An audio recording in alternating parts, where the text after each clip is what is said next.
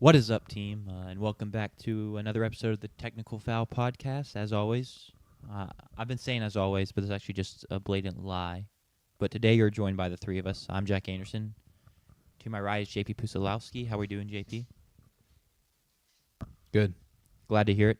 And then to my left is one Sanders Oakley. How are we doing, Sanders? I'm great. Me and my Nope, sorry, we had you muted from the Oh, good. show. You weren't Hey, here. that's what I get for missing a show. No, I'm good. I got to go home Tuesday and see kind of the first Christmas party in my family's new house, my parents' new house. They hosted some people from our church, and it's just very festive. Like being in a new house is weird. We've been there less than a year, but our first Christmas there is making it much Sure. more homely, and like it's already felt like a good home, but now it feels great. So that's been fun. Been playing a lot of Minecraft. Me and my cousins almost always have the Christmas server, as many people do, the Christmas Minecraft session. So we've had that going on, which has been awesome. But yeah, I'm doing great. Glad to hear it. Yeah, that's sick. We don't really have tons to get into today. I'm going to be honest. Yeah. We have three NFL 45-minute games. show. We have three NFL games to preview. We have JP's best bets. We're about to kick off the show with just some general college football talk.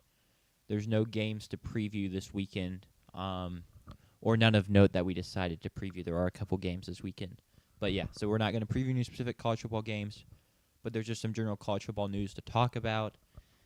If y'all have anything else you want to bring up sports-wise, feel free to. But I think we can probably start with the biggest topic in college football, the news that broke yesterday that Sherrone Moore has been fired for cause, and now the Michigan job is open. And I'll kick it off just by saying heart goes out to everyone involved in the situation because it's a pretty crappy situation, to put it plainly, and that's a pretty crude way to put it. There's a lot more nuance to that, but, I feel bad for Sherrone Moore. I feel bad for his family, especially. I feel bad for the girl. I hope that everyone involved gets through it as best as possible, I guess. But now we can talk about the actual job opening and who we think is they're potentially going to go after, because it's very late in the cycle. Almost everyone else has made their hires. National Signing Day has already happened. So Sanders, throw out a name. Someone you think maybe has interest, someone you think they'll go after. I'm kind of out of names. That's kind of where I sit. Is I feel like we're almost scraping the bottom of the barrel as far as the G5 coaches go. Towards the end of the majority of the cycle, like when all the Floridas and the Auburns all made their hires, and now I'm kind of like, I don't know where they're gonna go. It feels almost not the same situation, but maybe a similar result of like the Mike Leach situation, where it happens after all the dust is settled and there's not really anything you can do except kind of make do with what you have available. So maybe that's promoting a coordinator. Maybe that's go finding a former coordinator somewhere, a guy somewhere else who you could bring in and just try and keep the ship steady. Because that's the thing for Michigan is they had a 9-3 last season with 9-3. All lost to Ohio State and then losses to USC and Oklahoma. So 2 playoff teams and then a team that was a game away from the Big Ten championship, or a good USC team. I don't remember exactly where they landed in the Big Ten standings, but they had it's a good season for Michigan. And so it's a weird situation when you're not firing a guy and then bringing in someone to change everything because it wasn't working. Like what they had was working. And so that's why I kind of compare it to the Mike Leach situation of it's a really sucky situation for the program. Yeah, that's fair. I honestly think Michigan is not upset that they have to move on from him. That's fair. There apparently were rumors about this from a couple weeks back that he was going to get fired for cause. I didn't see any of it at the time, and even most people that did see it kind of assumed it was just rumors and there was no truth to it. But yeah, I think they're honestly not too upset to have to move on. And if it is true that they've known for multiple weeks they were going to have to fire him, and they were just kind of waiting maybe for after National Signing Day to happen, or something like that to make a business move, they could have already been looking around, silently, interviewing other candidates, trying to find a replacement. So I think they'll end up getting someone solid. And also, just since I was never the biggest Sherrod Moore fan from a coaching standpoint, I'm not really too worried that this thing is going to plummet and crater, assuming the AD can make the right moves, because it is a very emotionally charged and very messy situation. So you hope that this is what you hired the AD for, right? Yeah. Is to push the right buttons in this situation. So we'll find out if he can. Do y'all have any? The Kalen DeBoer's been floated around yet again. Do y'all have any reason to believe there's more? Would that upset you, Sanders? Not at all. Okay. What You're ready you're for big DeBoer to on leave? firing DeBoer? I don't care. Like I would love it because I think DeBoer's a great coach, and so I would love to see a great coach leave Alabama. Sure. I mean, that's not a sentiment that shocks me for Bama fans. I've heard that plenty of times already. yeah. If he had, which, who knows? Given the way that the committee is going to value, it seems, conference championships and not punishing people, I think maybe in a different year, if we were in a 4-team era, and we didn't think that much about conference championships, well, it was just another data point. With the way Bama had lost in that conference championship, maybe you could argue that they would have been left out, and that would be 2 years being left out of a 12-team field. If we were in a 4-team era, it'd be 2 years not even close to a 4-team field. Then I think that is why a lot of people would be charged in terms of why they would want him out. Now, they're all delusional. You don't seem to share that kind of delusional sentiment Because I'm not an as Alabama the fan. Bama fan, but you do feel Well, he's a new age Bama fan, so he doesn't necessarily have true. the decade of being spoiled. He's to only been a influence Bama his fan thinking. during the DeBoer era. True. So yeah, he's a new age, so this is kind of all he knows. That's a really good point. Personally, I do think there's more legs to this than the Penn State one. I don't think it's going to happen. I think he's going to stay at Alabama. But when I heard the rumors that Penn State was trying to get him and he was considering Penn State, I immediately like, oh, well, I just don't believe that at all. I do believe that there maybe is some interest and that Michigan would love to have him.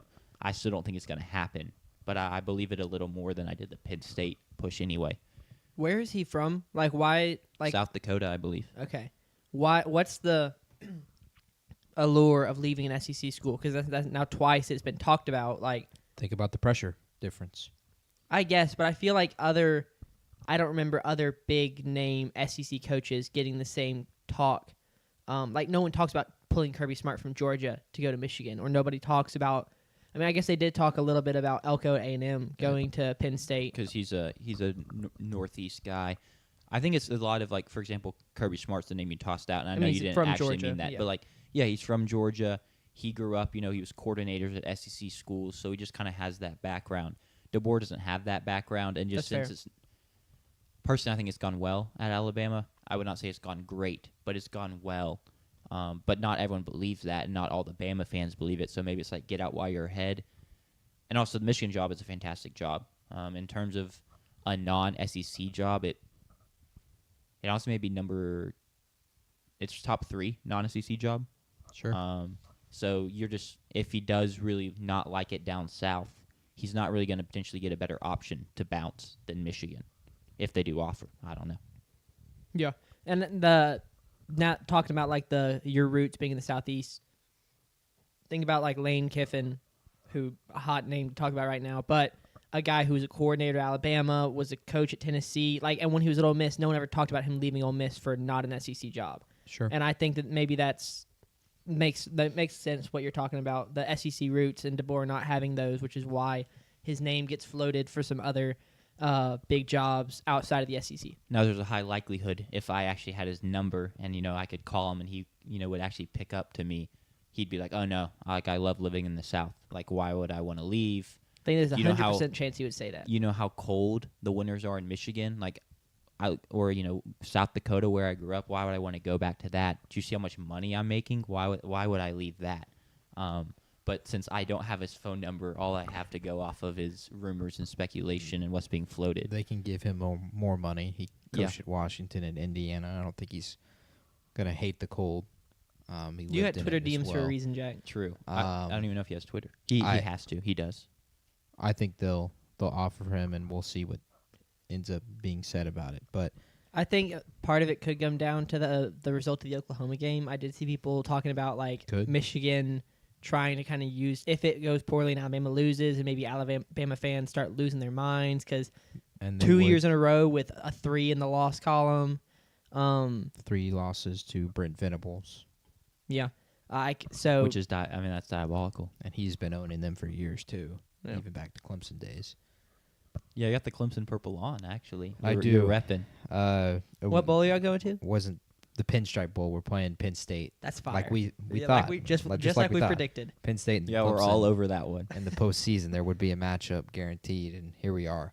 I think it could get really hot and messy if they lose a week from tomorrow in Norman, because that's 3 straight to OU. That's 3 straight where they would have been favorites. I'm pretty sure they're favored, if I'm not mistaken, at OU by 1.5. They opened at 1.5. I don't know what the I spread don't is know where now. it is now, but that's 3 straight where you're favored to beat OU. That's 3 straight where OU has a extreme liability offensively. Last year with Jackson Arnold, we all know that story. All he did was run on them, and then this year it was 3 turnovers, and who knows what it'll be a week from tomorrow. I think it gets really hot and really messy very quickly, and that doesn't even include their other losses this year. Trail to 100, Trilito is saying OU's the most overrated team in the playoffs. Sure.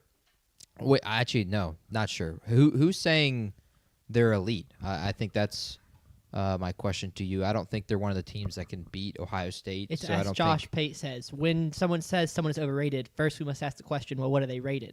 And I think OU is accurately rated as an elite defense with a quarterback who has struggled since an injury and has not looked the same like he did to start the season, who even to start the season relied heavily on his legs and had a pretty 1-to-1 touchdown interception ratio, I believe. But he just had the runs and the touchdowns on the ground that really boosted him. And that's why Pate talked about him as a Heisman candidate prior to the injury. Excuse me. Don't So- let Josh Pate hype up your quarterback as a Heisman candidate. I'm It just doesn't end well. saying like that. Mateer started out the season well. He did. As a passer. I don't even think he was remarkable as a passer before the injury, and he's been less than that since the injury. And now I think that they just are what they are, and they are a team that relies on defense. they're a shoo-in for the playoffs. Trail to 100's asking why they're a shoo-in for the playoffs because of their wins, their resume. They've beaten the number 1 seed in the SEC, Alabama, who was the home team in the SEC championship, in their own building, convincingly. They have another elite win against Tennessee in Knoxville, a team that is only not on the playoff consideration because of the teams that came in there and were able to beat them in their own building this year. And all 3 of those teams have been viewed as potential playoff teams in Georgia, Vanderbilt, and OU. They also have the win against Michigan, a ranked win at the time, and also a 9-3 Michigan, a team that was 9-2. Still one is win, a ranked win, I think. yeah, it's one gotta win still be ranked. away from potentially being in the Big Ten championship. A ranked Auburn at the time that people considered were.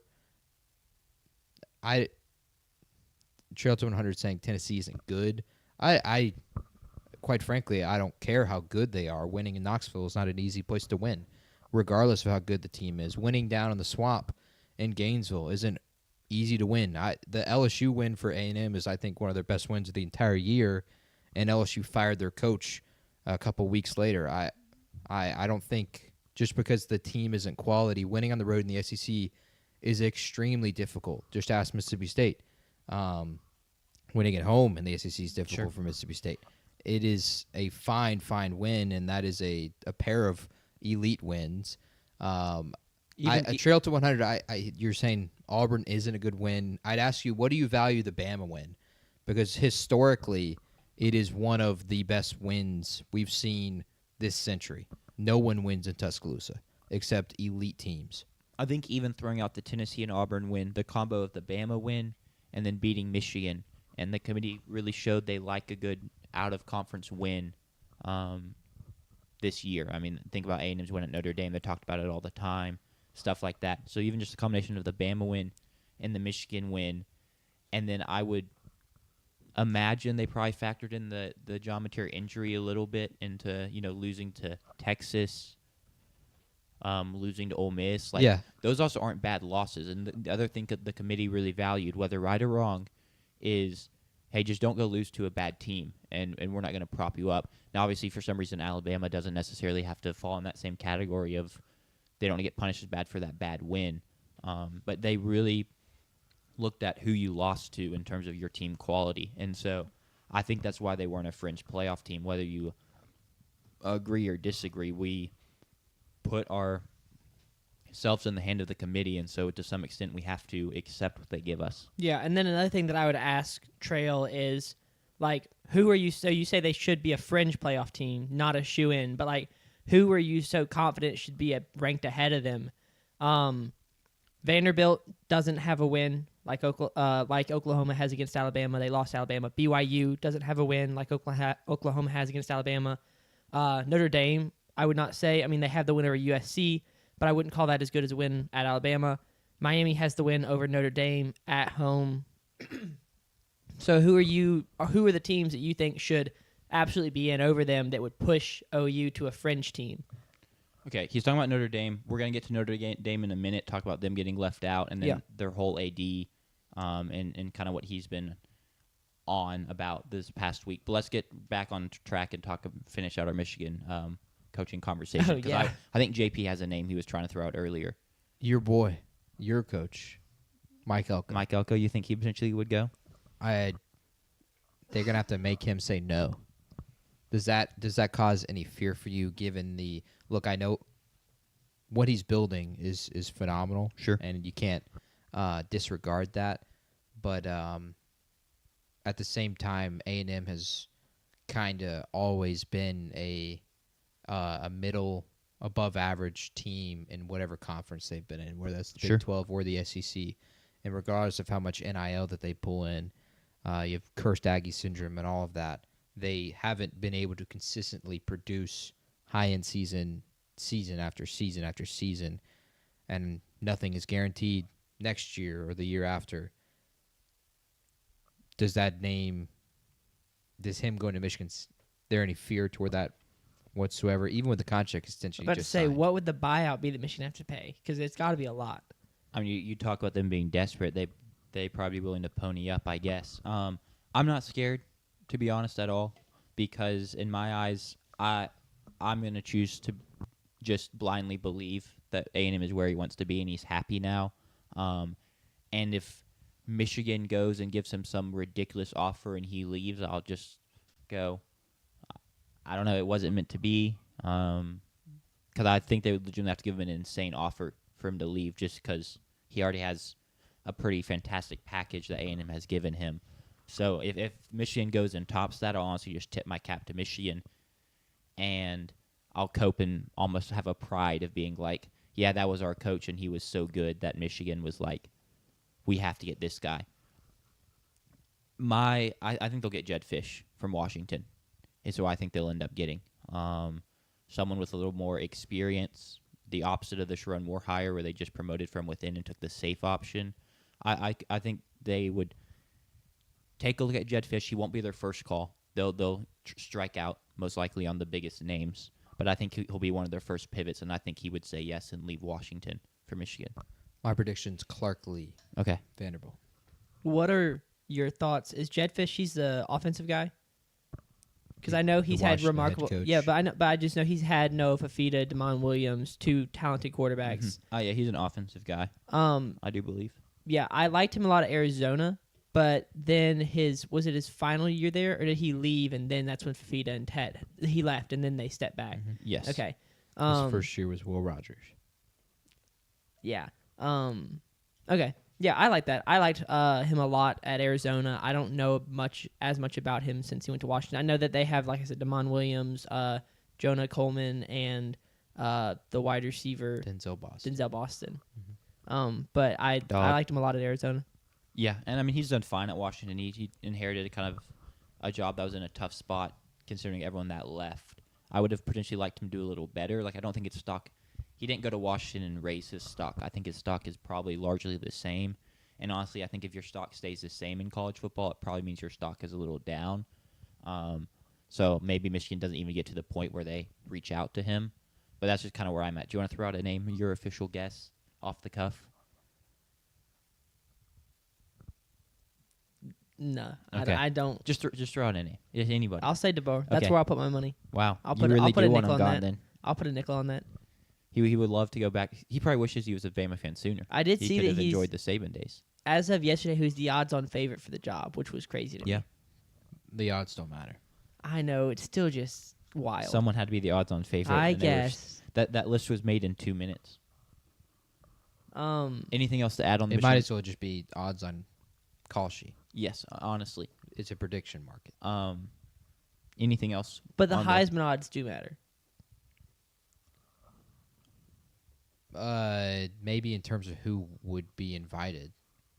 I don't think they guarantee who's going to win it. So you don't think but last year's odds for Travis Hunter were a guarantee that he was going to win it? Well, yeah, because the overall sentiment at that point was that he was going to win it.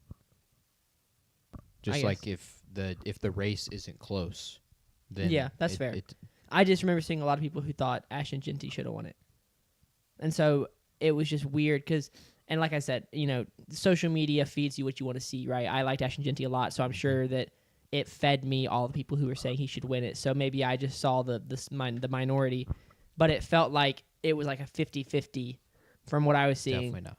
And then the odds were like, but Travis Hunter's going to win it. And I was just like, well, this is just wild. So maybe that's what it is. They know, man. Let's move on. Notre Dame. We can get back to your rant, maybe a little strong trail, but we're getting close to there about Notre Dame not being in the playoffs. And I agree with your sentiment in a lot of ways. And that is, I think Notre Dame's a fantastic team, and they're playing fantastic football right now. And out of all the teams my Texas A&M Aggies could have faced in the first round, Notre Dame is the last one I wanted to play, despite the fact we'd already beat them. But I wanted nothing to do with that offense. I think their defense has gotten better, and I think that if they had gotten in, they would have been probably number 4 for me in terms of teams I think most likely to win it, behind Georgia, Ohio State, Indiana. They would have been in that top 4 group. But they didn't get in because resume does matter, and they lost multiple games, and they didn't really rack up big, meaningful wins to get themselves fully back in the conversation. And so I probably, in fact, I'm not even going to say I would have had Notre Dame in when we did our bracket, when we kind of made our top 12. I had them in. I was a strong believer, and I think their resume, while there is some flaws, and so if they get left out, I'm not going to think they're robbed. I think it's comparable enough that then with the way they're playing and the quality of their team and the eye test that I would put them in. But they didn't get in. I'm not too upset about it because, your best win was USC. And I couldn't even begin to tell you who your second best win was, to be honest. Boise State? Not actually, but I don't know. I legitimately don't know. Pitt, probably. Yeah, it definitely was Pitt. So you're not out, and now they've kind of gone on a hissy fit, I think is how I would describe it, honestly. I saw people call it a tantrum. Tantrum, hissy fit. Just kind of showing maybe you're a little spoiled. You don't get in, and then you don't play in the bowl game, which I completely disagree with. I don't know y'all's sentiments on that. I think it's the P word. Sure. I really actually feel like saying it on air. maybe don't. Let's not. Okay. Sanders, do you agree? Yeah, I don't like sitting at the bowl game because I think that I have less of a problem with players sitting it out because that's their individual choice, but it sucks for guys who might be seniors who if a guy's going to the NFL draft and sits it out, that's their chance. Maybe they've been a second or third string their whole career and they get a chance to play in a bowl game. They get a chance to travel. I don't like it at all. I think it hurts the entire team. And I saw people say, well, it was the whole team that voted on it, and it was this, and it was, I The find whole that team didn't even vote. The captains voted. Yeah, Which, to the captains, I honestly, that makes me even more upset than Marcus Freeman just canceling it because as the captains, you're supposed to kind of be the advocate for the team yeah. and act in the best interest of the team. And I don't feel like that was a decision that was in the best interest of the entire team. So that just really makes me frustrated. But I think we're all on the same page in that regard. And then news comes out that from moving forward, if Notre Dame's in the top 12, they automatically get in. And then that just kind of got sprung on us, to be honest. And it even seems like it got sprung on other ADs because now reports are coming out today that other ADs are basically like, well, if that's the case, we are going to refuse to schedule Notre Dame out of conference because we think that's ridiculous. And, I mean, I agree with the other ADs. I think it's a crazy rule. And I wish that wasn't done. Unfortunately, it is what it is. So now I stand with the other ADs, I guess. Don't play Notre Dame. I don't have to worry about A&M doing it because we just did it. We probably won't play Notre Dame for another 50 years. But I need Zach Selman to put his foot down because I know Notre Dame is really trying to get a home and home with Mississippi State. We'll play a bye game for them. A bye game? Sure. Yeah. Sure. We can go to wherever in Notre Dame they are. I've been there. I should remember what it's called. In South Indiana. Bend. South Bend. Thank you. I've been there for a women's basketball tournament. Is Fort Bend a place? Because that's what came to my mind. I don't think, not that I know of. Fort Bend. Okay, interesting. But yeah, we'll play a bye game at Notre Dame. You finish your little thought. That's kind of it. I was going to redirect to the chat. Because, there's some, Harris and Trail have both dropped some paragraphs. We'll start with Harris's because I feel like it's the one that Sure. It's a very valid question. Yeah. Harris's question is, why do you put Notre Dame ahead of Miami the last few weeks of the season and then change at the last second when nothing changed and the teams won out down the stretch? I 100% agree. I think that when we did our final reaction, like that's Sunday night, I guess, that was my first takeaway that you asked was like, what was the big takeaway? It was that it made no sense from the committee to, like, I like where they landed. I agree that it should have been Miami ahead of Notre Dame, but I hate the process they used getting there. Having Notre Dame over Miami for weeks, separated by only a few spots, it really, I think, was unfair to both teams because Miami went into it feeling like, well, there's just no way because we're gonna have 11 and 12 are both gonna be conference champions, either Virginia or two G5 teams, and then Notre Dame will be in at 10. Like, there's just no way for us. And then Notre Dame goes into the conference championship week, resting, recovering, planning, prepping for a playoff game because they're in and there's no way they're going to be out. And then they flip it. I just think that's unfair to both teams, and I don't know how they landed on it. But I hate that they did it. It did it the way they did. It was just stupid. Yeah, I mean, the committee definitely did not. Their process was bad, even if I am fine with how it ended up. It doesn't make tons of sense. And then from Harris... No, we just answered Harris's question. We can go up back to Trail. We're just going to agree to disagree about them sitting it out. And I don't really care about you making a stand because you felt like you missed out. Because how does skipping on a bowl make a stand? You're just actually losing yourself some more money that you could make in the bowl game. And everyone actually just kind of looks at you less now because everyone just feels like you're just whining. And so I don't know what kind of stand it makes and what kind of push it makes for you because you want it to go to 24 teams, the playoffs. I don't really understand how this would help that happen. It does nothing because they're sitting out of the Pop-Tarts Bowl. Yeah. Yeah. And no one is going to go into next season and be like, view Notre Dame in a positive light or give them more respect because they took a stand for what they believed was right by sitting at the Pop-Tart Bowl. That is the most disrespectful part of it. That is the greatest invite you can potentially get. Yeah, you could have to any bowl game. You could have won in Eden 6 live Pop-Tart mascots, and that's a great joy. You get to have Catholics versus LDS. It would have been BYU versus Notre Dame. That would have been fire. It would have been in the Pop-Tarts Bowl. You couldn't have it any other way. And so instead, you just decide to P-word out and skip out on the Pop-Tarts Bowl. I'm only going to view in a negative light for the rest of your existence, sadly. And I'm going to hold the notion as the BYU guy here on the pod. Sure. That you're scared of BYU. But it can only do, I think it only does harm because I think of it as for the players. Can you imagine going into what you thought was going to be your second to last game ever as a football player for Notre Dame, if you're a senior, if you're a junior who's about to go to the NFL draft, you play that game and you play that game not knowing it's your final game ever. Yeah. For playing your final game ever in any sport sucks, but it's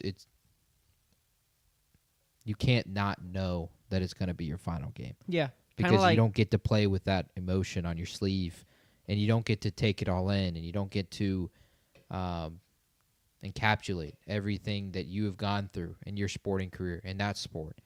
And those seniors and those juniors that are going to go to the NFL draft that have not been given that opportunity because we are upset about not getting to play in the playoff is BS. So the decision by Marcus Freeman and the captains and them is BS. On the other hand, I agree fully with Harris, and it's a sentiment that a lot of people have, that they were bamboozled, they were led astray, they were led on.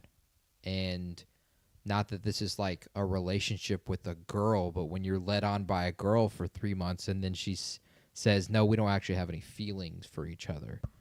That's when you have feelings, it's dagger to the heart, and it's no different here in the sporting world where these kids thought that they were going to be playing in the playoff for the better part of a month. And in that month, they kicked butt, too. It's not like they played poorly for a month, and they played like their tails were on fire and continued to try and fight to move up. And only because BYU lost to Texas Tech a second time, now Miami and Notre Dame are next to each other, and now the head-to-head matters.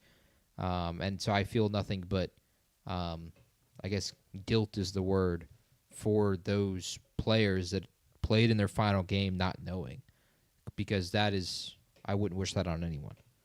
Yeah, the committee screwed Notre Dame over in that regard, and then Notre Dame, instead of making the best of a bad situation and going and playing the Pop-Tarts Bowl, just finishes it. I would want to go play in the Pop-Tarts Bowl, man. I mean, I just love, like, I never played football, but like, I just love playing sports. So if you told me, hey, you get a chance to just like go play, yeah, I'd be like, sure, I'll go do it. It's kind of like how we didn't know our last game of Engelball was our last game of Engelball, and then it died. Yeah, we didn't get and a now chance here we to are. go out. A couple other things that Trail is saying is Miami passed 4 teams who were originally ranked above them. I think one thing that Josh Pate has talked about, and I kind of agree with, is the committee overreacted to Miami, and they knew that, but then they couldn't just fix it the next week. They had to it all comes down to the committee is just bad. They overreact to Miami losing their second game, and they drop them down to 18, I think, and then a couple weeks later, the committee's like, oh, wait, this is still a good team. Like, we got to get them back up. So they start moving them back up. Weekend, 1 spot, 2 spots. They move them back ahead of BYU, Notre Dame, Utah, and Vandy. It just doesn't make a whole lot of sense. And then you say it's unfair. They punish BYU for playing a conference championship. I saw a stat, and we talked about it on a Sunday show, that there in the last 4 or 5 years, there have been 22 losers of conference championships who were ranked. 21 of those 22 losers dropped. And the only one who didn't was Alabama this year. So I'm not going to say it's unfair they punished BYU. I'm going to say it's unfair they didn't punish Alabama. But punishing teams for losing conference championships has been the standard. SMU last year dropped. They didn't drop out of the playoffs, but they dropped. Georgia in 2021, the year they lose to Alabama and then drop out of the playoffs. I don't remember what year that was, but they lose in the SEC championship, and Bama goes. No, it was the year Texas, and it was 2023. It's the Florida State year. So Georgia plays Alabama in the SEC championship. Georgia loses. They drop down to 5 or 6, and they drop down to 6 because Florida State was at 5. So they're out of the playoffs. Losing conference championships, yeah. Now, should it be that way? Should teams be punished? I don't know that you should. I liked why play a conference championship if you'll be punished? For the reward. It's a risk-reward system, right? Georgia played because winning that game secured them a top 4 spot and a first-round bye. Alabama played because winning that game probably would have secured them a first-round bye. They would have been able to host a home playoff game at the very least. Oh, yeah, if they would have hosted a home playoff game. Indiana Ohio State played. I don't know why Indiana Ohio State played because the loser of that game wasn't punished. But It didn't really hurt them The either loser way. of the You just game get was punished. they dropped from 1 to 2. Yeah. Yeah, you just And- got to play for the rights to be the regular season number one. Yeah, which I still think matters. Well, But for Indiana, it matters a ton. They've True. never Would you won an also- outright conference championship. Would you ever. rather possibly play Georgia in the second round or play Texas Tech in the second round? Yeah. I think Texas Tech's a very good team, but Trail, BYU opting out wouldn't have helped. They were sitting at 11 going into the week. With Yeah, the 2 auto they had bids to coming win. in behind them, they would have been out. They wouldn't have been in that large. Like, I think the it would committee only- did not drop them out of the playoffs because they lost. They dropped them from 11 to 12, which didn't matter in the grand scheme of things. They had to win to be in. Now, we can definitely debate whether or not that was right, and I think we would all three say it wasn't right that at 11-1 they should have been in. But or maybe we wouldn't all say that. I would say that 11-1 BYU should have been inside the top 10. But they didn't punish them. They didn't kick them out of the playoffs because they lost. They were already out of the playoffs. I would say that they were punished because their schedule wasn't difficult enough, and that is their problem for playing in the Big 12 and then scheduling the teams out of conference that they scheduled. It's no different than the argument that Indiana had last year with their team having played no one, and then the only game they really played of note was when they went and played Ohio State and they lost it. Now, they still got in because they didn't have to play a second difficult game, but imagine if they were in the Big Ten championship, there might have been an argument for them being punched out if they were to have lost to Oregon or Penn State because they only had one conference loss. BYU, it may end up being the same case where it was just they didn't have the resume for it. It also you could make the same case that they were a great team, and I would make that case because their 2 losses are to what is the 4th best team in the country. I thought BYU got slighted. I don't think they should have dropped, but they definitely shouldn't have been in if they had started at 11 and then you don't push them in. I had them in before, and I thought that they had earned that right because I did think that they had played enough teams and enough good teams and had enough good wins, including one over Utah at home, and Utah had been inside the top 15 for a long time. But they knew what was in front of them. They knew what they had to do, and they didn't do it. So they don't deserve to be in. And with the way that they lost, having lost to the same team twice in a similar manner, I think it's hard not to punish them at least one spot. Sure. And I don't think any of us think the Big 12 is trash. If anything, we think the ACC was trash this past year, had a really down year. Yeah. But the Big 12 did themselves no favors by not winning any big out-of-conference games. I mean, BYU didn't even really play one. I'm trying to think, who did Texas Tech play out of conference? Only one I can think of off the Baylor lost to Auburn. Arizona State lost to Mississippi State. Texas Tech played Arkansas, Pine Bluff, Kent State, Oregon State. Yeah, and then BYU played Stanford, Portland State, and Eastern Carolina, which don't sleep on the Pirates. That low-key may be the Big 12's best out-of-conference win is Eastern Carolina. Because I'm trying to think of someone else that... I mean, maybe you'll say TCU beating North Carolina is, like, big, but, like, I wouldn't wouldn't say it's big, but I'd say it's better than East Carolina. You're sleeping on the Pirates. That's where Mike Wright is. I mean, Houston won at Rice. That's big. Rice had a good season. I They think went bowling. That could be up there Iowa with State Eastern Carolina. beat Kansas State, and that wasn't a Big 12 game. so- True. True. Okay, I like that take, actually. Yeah, that's the best non-conference win is against a conference team. Utah won at UCLA, Okay. Cincinnati lost to Nebraska. which that's actually a Big Ten win. So by definition, that's the best win because Yeah. it's a Big Ten win, I guess. But the Big 12, yeah, we disagree. I don't know what I'm saying. We don't think the Big 12 is trash. Yep. And in large part, the problems with this year's playoff is all the ACC's fault for not having a good enough team and not having their tiebreakers in order, thus forcing us to have the great delight of JMU and Tulane in the playoff. Yeah. Go Dukes, It go is Wade. also at the fault of the committee and ESPN, whoever you want to blame for like the way it's run. It's just not run well. the weekly updates on the rankings that don't really mean anything because they're just going to do what they're going to do the last week and then try and make up excuses and explain it, but they don't have excuses or explanations because they don't really know what they're doing. That's all a pretty big. They do know what they're doing. They're getting the 12 teams that they want in the playoffs. True. In the playoffs. I like how you say they don't, not the 12 best teams, not the 12 teams that deserve it. The 12 teams they want in the playoffs are in the playoffs. That is true. All in a day's work. Should I say? I'm gonna say this, and maybe I don't know if Trail's still in here. It says we have 0 viewers. He may have left. But Just raged out. Fair enough. 20. He said 24 teams would fix it. I do not agree. Who was ranked 24th in the poll? Let me go see. I think that Josh Pate, or I remember JMU. JMU is 24, Okay, but who- like if it'd be North Texas would be mad. Yeah, North Texas fuming. Duke They don't have a head would coach. be pissed that like, hey, we're ACC champs. Like, how are we not in the 24 team playoff? Yeah. 24 teams would not fix it. Tennessee would be out.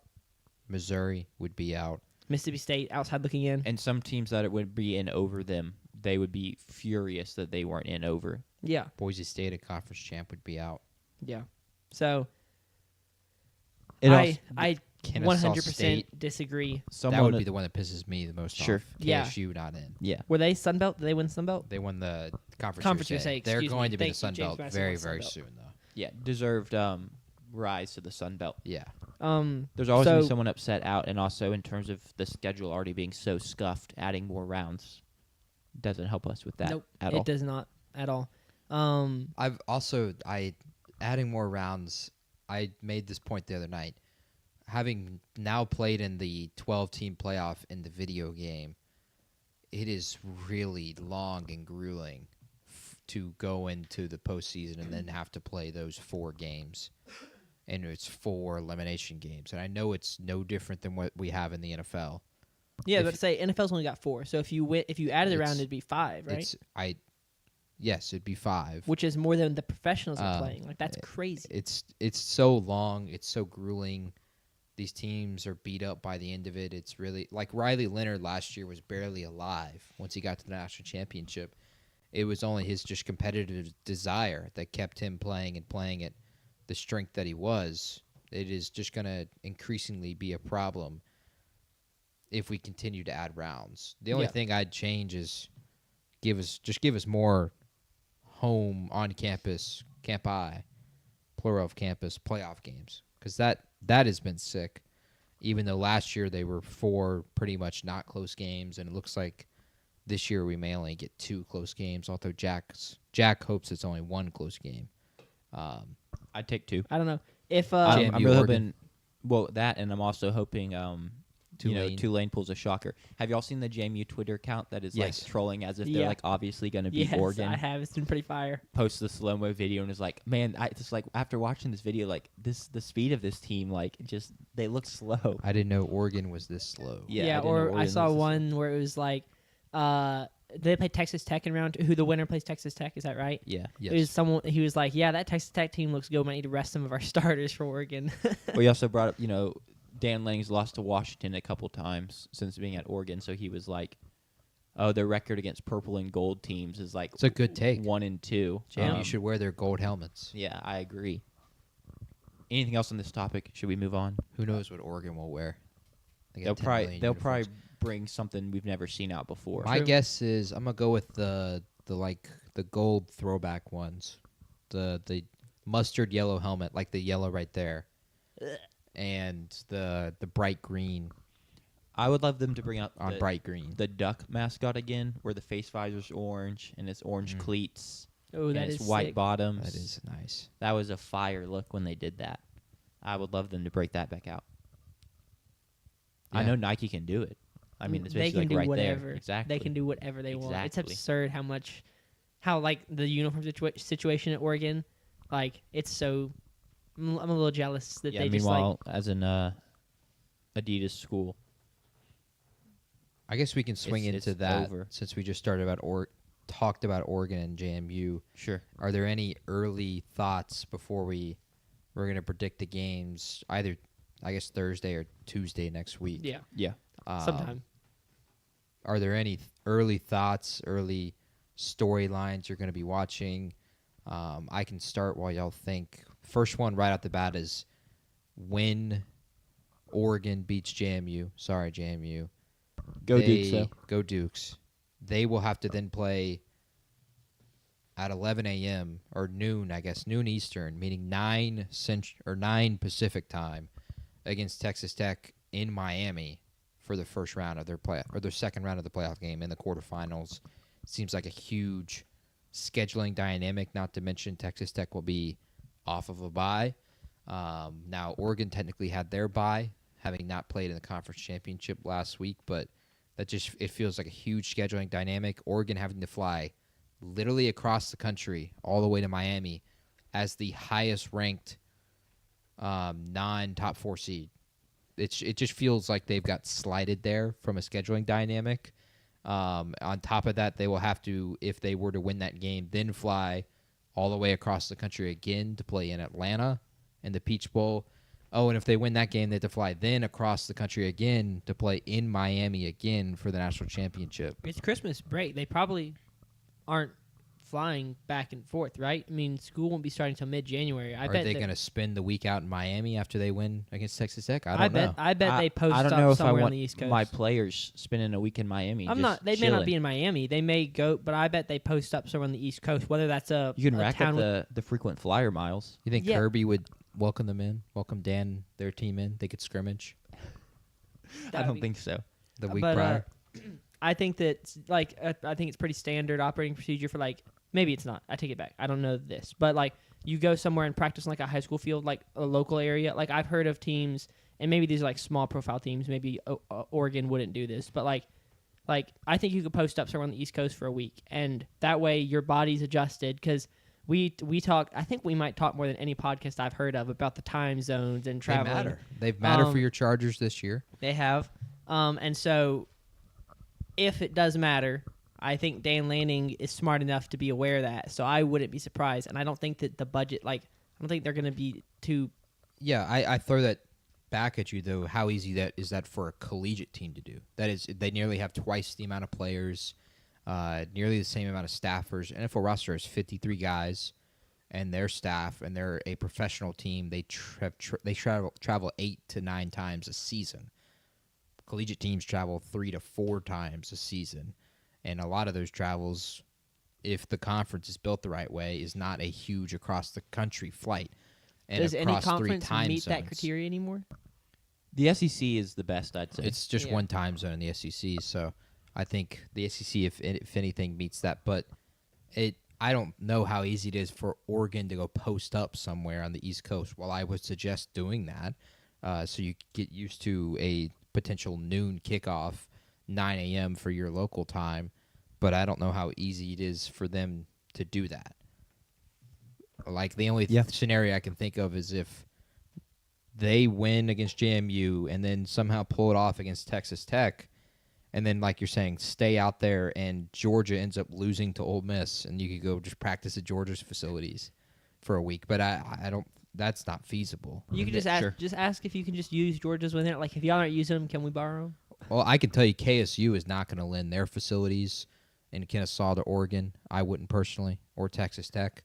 KSU's got a bowl game of their own to prepare for now. Yeah, of course. Their bowl game's on the 17th, so their season will be over prior to the college football playoff, but I don't know how feasible that is. So I think they will be flying back and forth, and so I think it's a really tough route once again for Oregon in the playoff. And if you're going to pick a national champion, I think that's your reason you don't pick Oregon right now.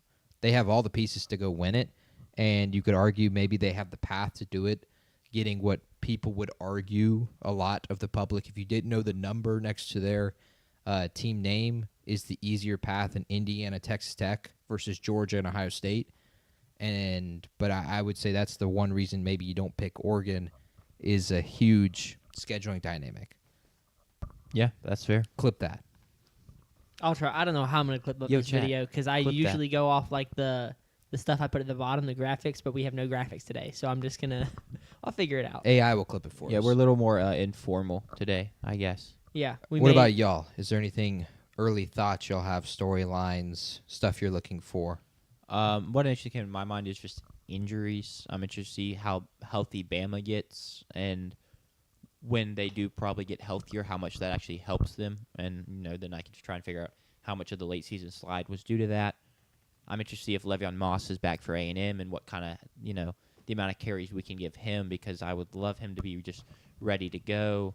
Central Michigan legend. I'm thinking about the Indiana player has I think 5.5 sacks and is like number 2 in sacks on the team that isn't going to play in the playoffs because he was celebrating with fans and hurt his leg. That's crazy.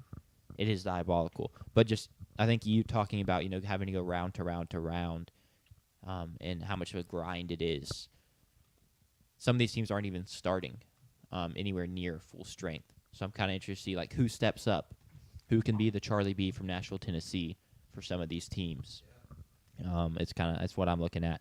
And then Tulane, JMU, even just like a quarter. I would just love for one of y'all to give us like wait a second, they're up 7-3. Yeah.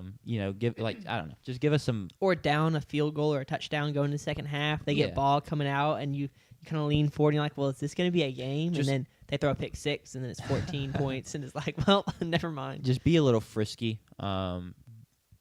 Make there be a reason to put that game on. Yeah. So that's kind of what comes to my mind. JMU's already done that in their one exactly game against Louisville. They came out rocking. That was a game that was really, you were watching it towards the second half. Now that was Louisville, whole different they were animal. two wins away from a playoff berth, sure, something like that. A while away. 2 wins away from being 2 wins away.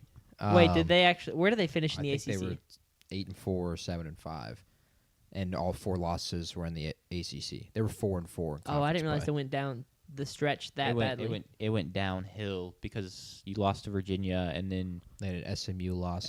Lost, and then Clemson beat you. Yes. Yeah. And then the last game of the season that Miller Moss didn't play. But at one point, they were in the ACC championship, which means they were 1 win away from the playoffs. So Correct. that's a playoff team. True. Sure. I would like to see that as well. And I think the people that TNT would like to see that. 100% as well. But to be honest, I don't think anyone's going to be watching the games anyway, because we have Eagles at Commanders and Packers in Chicago during those 2 games. Man, Eagles at Commanders is going to be... That's a great day of football. Eagles at Commanders and then 2 20-plus point spreads. That's a huge game. I mean... Huge game for my boy, Dak Prescott, who's under this... That's a double... Like, that's 2 rivalries right there. Those are 2 big divisional games. I'm interested to see if Jaden Daniels plays for the Commanders in that game. I hope he does. Because, Marcus Mariota's trotting back out to start this week. That's already been confirmed. I hope it's Jaden Daniels as well. I'd love to beat the Eagles, get some joy out of this season. But I'm not sure it's going to go that way after what I witnessed. I mean, they're at the bottom of the totem pole after all. The Commanders at the bottom of the totem pole? They are. I moved them all the way down. Yes. If you didn't see. Were the Colts right above them? Were they 32 and 31? We've lost 7 straight games. The Colts are actually pretty high. We've lost 7 straight games. I started to give the Colts a week without Danny. Commanders lost 7 straight games, 5 of those being by 20 points or more. Wow. The other 2 are an overtime loss against the Broncos, which, Your as chance I said to on prove them Tuesday, is fraudulent. Yeah, like that's just not a good look. And then an overtime loss to the Dolphins. Oh, a team that's actually bad. A team you think is bad, and a team that's actually bad. I'll repeat it: the quarterback that everyone has become synonymous for ass, in the NFL sphere, and J.J. McCarthy or 9. I thought you were going with Bo Nix, and I was like, I would disagree with that. No, he's the meme. Like when your quarterback plays bad, you post a picture of J.J. McCarthy. Beat us 31-0. So what does that make us? Something worse than that. Yeah, the stories I am watching for are actually more week 2, but the way the playoff shapes up, we get 2 SEC Big Ten matchups in the second round, in theory. I hope we get A&M versus Ohio State, and then Alabama or Oklahoma will play Indiana. That's really big, in my opinion, just for the fans and for the Twitterverse, as people hotly debate, well, who is the real conference? I will go ahead and apologize to the SEC for A&M's loss to Ohio State. I don't know.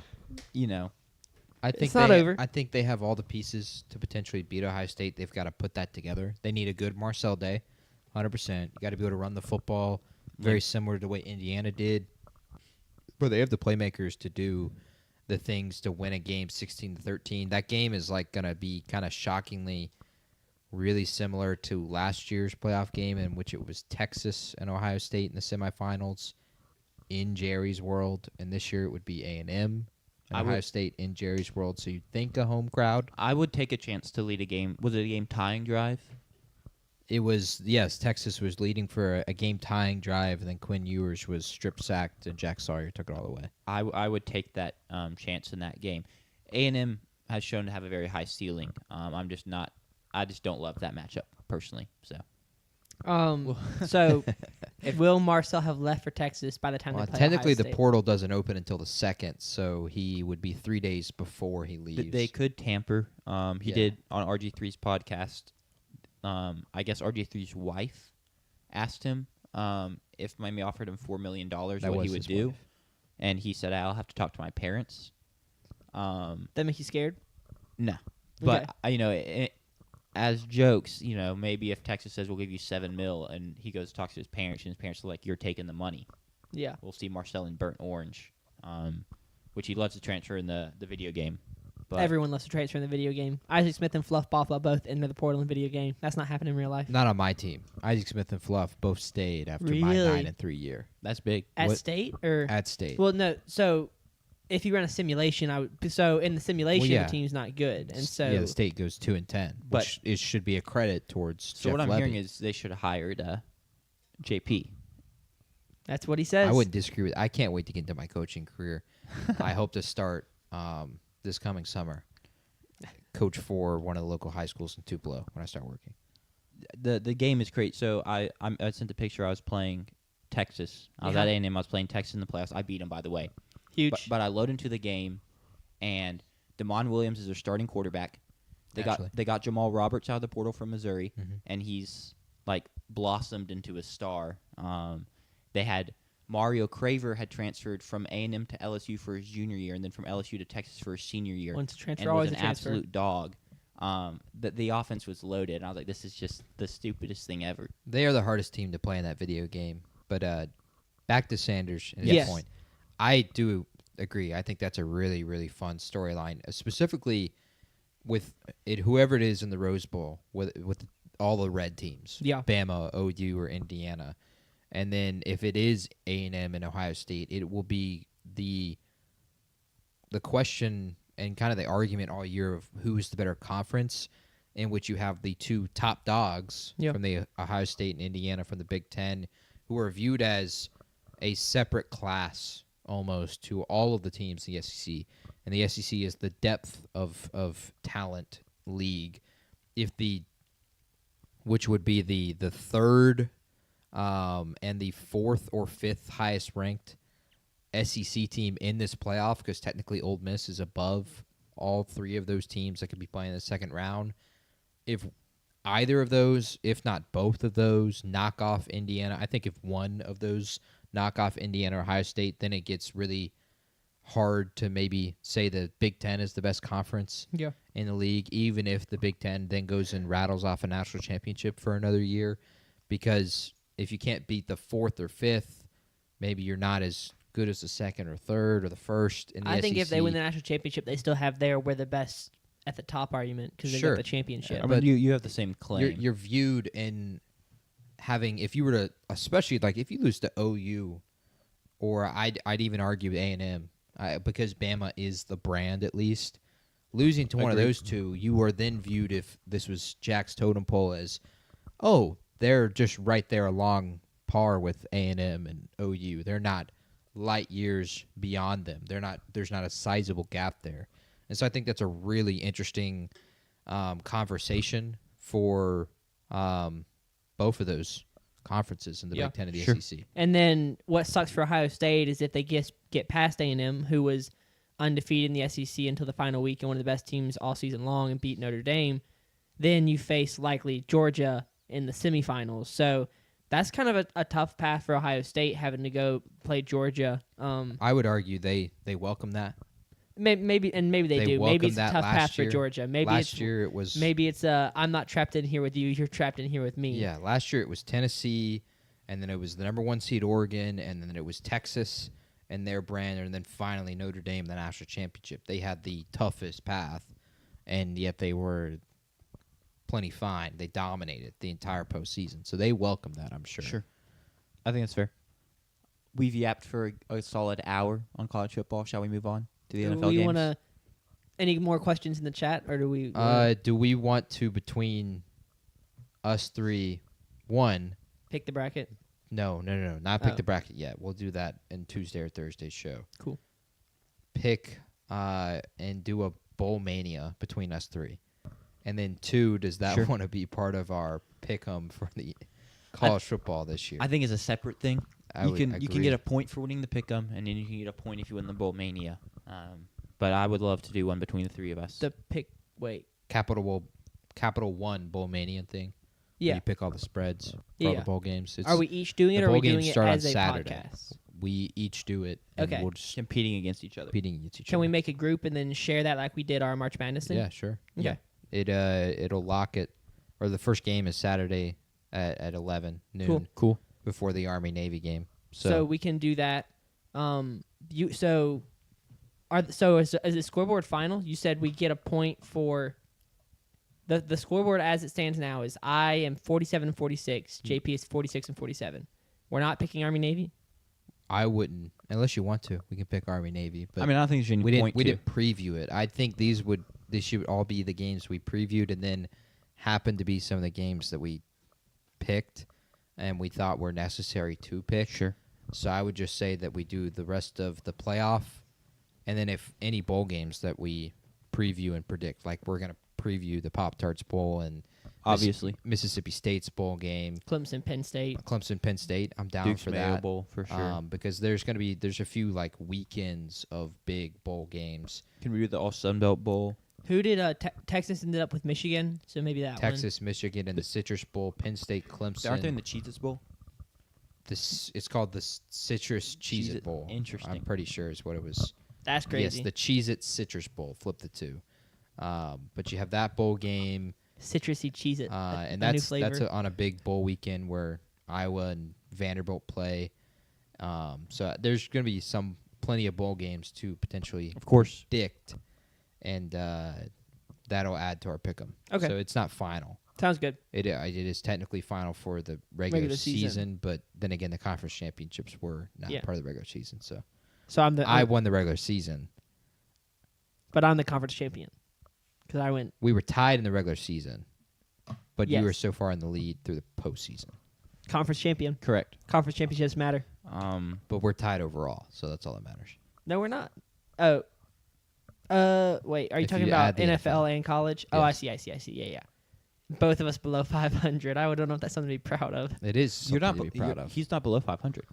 He's 67 and 68. Oh, you're combining. I thought you were saying that y'all are all like below 500 in the NFL. No. No. I was like, he's right at He's 500. at So 500. congrats. Well, I see no more questions in the chat, so I do think we can move on. Sounds good. We have 3 NFL games to preview. These are the 3 games, right? I went back and watched the live stream. Yeah, those are the Because I was three. not here. Buffalo at New England, Green Bay at Denver, and Detroit at Los Angeles. And then we'll close out with JP's best bets. You got them this week, or at the pyramid. Excuse me. Your Well, they're my best bets. what do you call him? His And his friend in the woods. The Shaman. the The shaman. shaman. Your shaman has given you your best they bets. they are best bets because we're 6-0 over the last 2 weeks. So That's huge. You just don't beat that. If Yeah. you hopped on in the past 2 weeks, you're doing a whole lot better than if you started from the beginning. this is true. But Yep. that is, it's how it goes. We didn't know the shaman at that time. So. No, we Correct. did not. All right, let's get into it.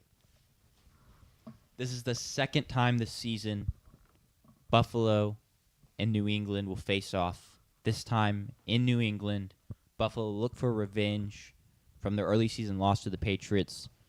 Look to potentially try and get back into the picture to win this division, though the Patriots have a pretty firm hold on it at this point. Buffalo is favored by 1.5 on the road. Things get interesting if Drake May wins this one. You beat Josh Allen twice in one season. The narratives maybe will start spinning. This is the Patriots division once again already, stuff like that. But y'all's thoughts on this game? Well, biggest key to it already, I can tell you, is going to be Josh Allen, and it'll be Can I guess? Sure. If Josh Allen turns the ball over twice They or lose. more, the Patriots will win this game. Correct. Bang. And if he doesn't, then they're chilling. They're chilling. Josh Allen has been Superman this season. The turnovers are back. He's gone from protecting the football to back to making highlight plays. The plays he made last weekend in the snow were ridiculous, and I can't wait to see the next chapter in that this weekend. Another kind of crazy stat is this year, when the Bills give up 30 or more points, they're 3-1. The rest of the league is 9, 80, and 89 when they give up 30 or more points. They are 9 and 89. I can't That's believe that's bonkers. happened 96 times this season. A team has scored more 97. than 30 or 98. more points on someone this season. Yeah, it doesn't feel like it's been that many. Look, now, divisionally, this isn't like as much of a race anymore because even if Buffalo beats New England and then New England loses another game and they end up tied record-wise at the end of the year, the Patriots will win the division. They'll win whatever tiebreaker it ends up being. So Buffalo has to have more wins than New England, assuming neither team ties this year, to end up winning the division. So this is a huge step in Buffalo trying to defend the divisional crown. Buffalo's quest for potentially the number one overall seed still, but it doesn't hold as much impact really overall. It is more going to be dependent on whether or not New England can win in Baltimore next week, or they can close out the division at the New York Jets and hosting the Miami Dolphins the final 2 weeks. That is going to be where the AFC East division race lies. That being said, though, New England is on a huge winning streak at this point in the season. They have won 10 games in a row. They've won 10 games in a row, and they've beaten some really good teams in beating Buffalo and beating the Tampa Bay Buccaneers in Tampa Bay. At the same time, they've beaten some really piss-poor teams. The Carolina Panthers, who are piss-poor, but more so the New Orleans Saints, the Tennessee Titans, the Cleveland Browns, the Atlanta Falcons, the New York Jets, the Bengals without Joe Burrow, and the New York Giants. That's 7 wins of their 10 straight against essentially the bottom half of the league. Bottom third. Bottom third of the league. Only one of those teams is on the pyramid, and I'm sure all 7 of those teams are in the bottom rungs of the totem pole as well. So you could say just as much maybe that the argument for New England is they are fraudulent like Denver is, and Denver has beaten good teams, if not great teams, over their stretch. They just haven't looked pretty while doing it. New England, it feels like they're due for a loss, and if anyone's going to hand them a loss, you'd think it would be Josh Allen this weekend. However, Vegas and much of the public feels very split on it. I'm interested to see how you guys feel on this game. Buffalo's favored by 1.5 according to ESPN, and that is the spreads we use this year. But there are other sports books out there that'll give you New England -1 or -1.5. So this is a very split game, and I'm interested to see where you guys lean right now towards these two teams in this game in particular. Yeah, I think that's fair. Something I'm kind of have my eyes on is what kind of success James Cook can have in the rematch. He managed 40-something yards in the first game for 3.3 a pop. New England's had a good rush defense all year. It's been one of the strengths of that defense. So not only, obviously Josh Allen needs to limit the turnovers and be more productive, but what can James Cook do? Especially, I don't know what the weather's going to be like in New England. 31 degrees, I'd say it's and gonna be snow cold. might be in the area. There you go. So if they get James Cook going, and he's been very good, very productive these past couple weeks, I think that'd go a long way. Shocker, get the run game going. It'll help you win. Yeah, we're looking at a real feel of 22 degrees, wind gust to 15 miles an hour. The temperature's 32 degrees, and it's a 77% chance of precipitation. So we are looking at a more than likely a snow flurry game, and not like snow pouring down like it was last week in Buffalo, but Yeah. snow will be in the area. That's awesome. And that'll be the very common theme this weekend. Last weekend it was, I talked about this with Jack, but every game was ugly in terms of weather-wise, except for the game in Baltimore, which made no sense to me. Baltimore had clear skies, perfect weather. You feel like Baltimore would be where you'd have the crappy weather too, but it was pouring down rain. Down in Tampa Bay, it was pouring down rain in Jacksonville for the Indianapolis Colts game, and then we had, of course, the snow game in Buffalo and the snow game in Cleveland. We've gotten at this point in the season where the weather is really, it feels like it has made its turn. I go look at the Packers-Bears game last week. The cold weather is becoming a factor, and that's where, like Jack is saying, running the football is really what's going to dictate a lot of stories unless your quarterback is really experienced in playing in the cold weather. And Josh Allen is, and they also have, you could argue, the better run game. So both things lean there. We'll have to see how this Patriots team handles the weather and handles the pressure of this kind of game at home.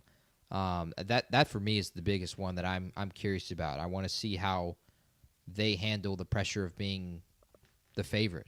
While they're not favored on some sports books, they're favored on others against a really good Buffalo team. I thought in the first matchup when it was on Sunday Night Football and they were 10.5-point dogs that night, that they really could feed off that underdog, and that's why I felt like they were going to be competitive. That's why I made it one of my best bets. That's why they were competitive. That's why they almost won that. They did win that game, and Drake May and Stephon Diggs were excellent. Now I want to see how they play when it's flipped on its head, when they've become the hunted and not the hunters, and can they push off a division rival who is trying to make a quest towards the postseason. You see teams that are really, really good that they do this kind of thing. Like the Green Bay Packers did that last week with the Chicago Bears. They pushed off Chicago and said, nope, it's not your time yet. We'll see if they do that again in another week in Chicago.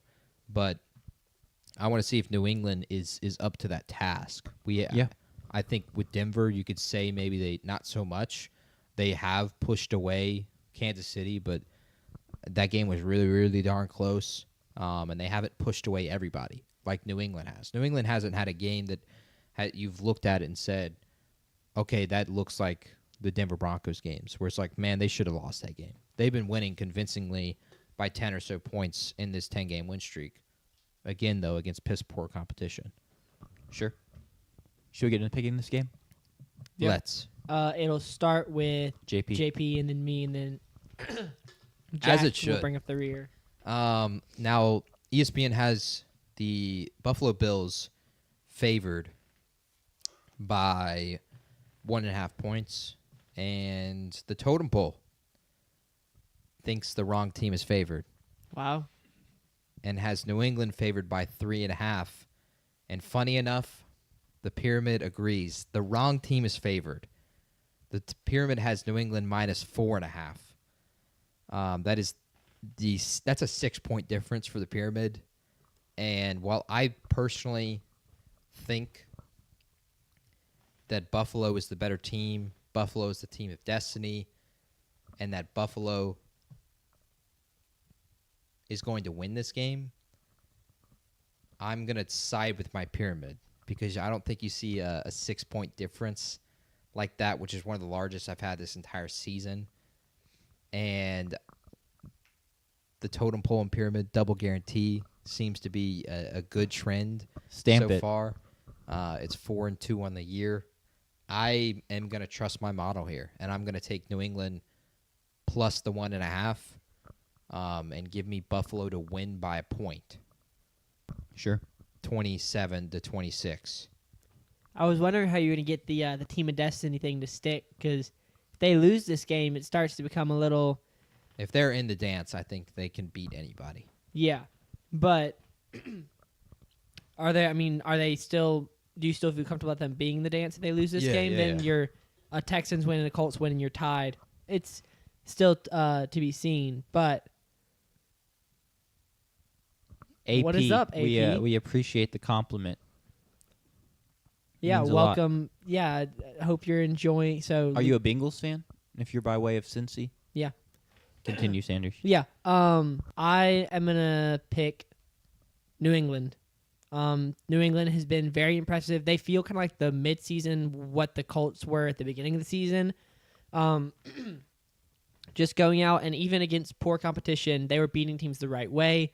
The Colts had those teams over wins over good teams. They beat the Broncos, right? Or they beat the Broncos because the Broncos cheated and then hit the center or whatever. Is that right? Who, the Colts? Yes. Yes, that's what I thought. So the Colts had the wins over good teams, and they had the dominant wins over bad teams. And they just look like a really good football team. I feel like that's what the Patriots are right now. So I'm going to pick them to cover in this game. That being said, I'll be interested to see because the Colts, even before the Daniel Jones injury, were kind of tapering off and falling off towards down the stretch in the season. Are the Patriots right now in their peak? Is it peaking too soon? And so is this Team of Destiny thing, like, is that still likely or even possible? Like that the Patriots would win this game and beat the Bills and then fall off and then the Bills come back in the playoffs and they just get hot at the right time. Like if these teams like the Patriots and the Broncos, if the Broncos are using up all their luck in the regular season, which it kind of looks like they are, or they're using up a lot of luck, if you think there's a limited, finite amount of luck in the NFL, then I like that thought process. yeah, I think there's only so much luck, per team, and depends Kansas You on can only dip into the well Kansas so many City times. used Used all it of theirs all last year. year. They They took used out a 2 years' loan. worth. Yeah, they had to. Yeah, Um, they hit up a loan shark for sure, and it's coming back and breaking their kneecaps this season. I don't know. It's a really, really interesting discussion. And Chromie is asking in the chat, is Drake May overrated? We would ask now, what is he rated? Yeah. At the same time, it is... He's an MVP favorite. That's what he's rated. He's an MVP candidate, and he has the opportunity to do that. And the way he's played in the regular season, he very well has the argument to be there. But what we haven't seen and we don't know is how is he going to play in the postseason. Justin Herbert is unbelievably talented, but the way he's played in the postseason would make you think that he is overrated in my eyes compared to how other people feel about him, where he is the best quarterback in the NFL to some people, not to the two people here, but to some people he is the best quarterback in the NFL. Well, with the way he plays in the postseason, His mom maybe thinks that. I don't know who else thinks that. Danny Parkins, I can name a few. Colin Cowherd. Well, Colin Cowherd said I Ben can name a Simmons few was others. taking LeBron James's job. Look, So, people have been wrong before. this is I true. picked Penn State to win the national championship. Everyone That misses. is true. What we have seen from other quarterbacks is people have performed in the postseason, and we just don't know if that's going to be the case. AP has seen his boy Joe Burrow perform in the postseason, and we know he can perform well in the postseason. So he just can't get there. He just unfortunately can't get there. We don't know about Drake May, so Now I he's wouldn't- retiring I think early. the jury is out on whether or not he's overrated. The way he's played from a talent perspective has been really, really phenomenal this year. He's thrown the deep ball really well this year with limited receivers, and they're managing the game really well for Sure. him. We don't know how he'll play on a huge, huge stage in the postseason. Yeah, so Chromie, you mentioned today that Jalen Hurts is your 10th best quarterback in the NFL. I'm curious where Drake May is relative to that. Also, one of my favorite hater nicknames in the NFL currently is Drake Maybe. He's just kind of like...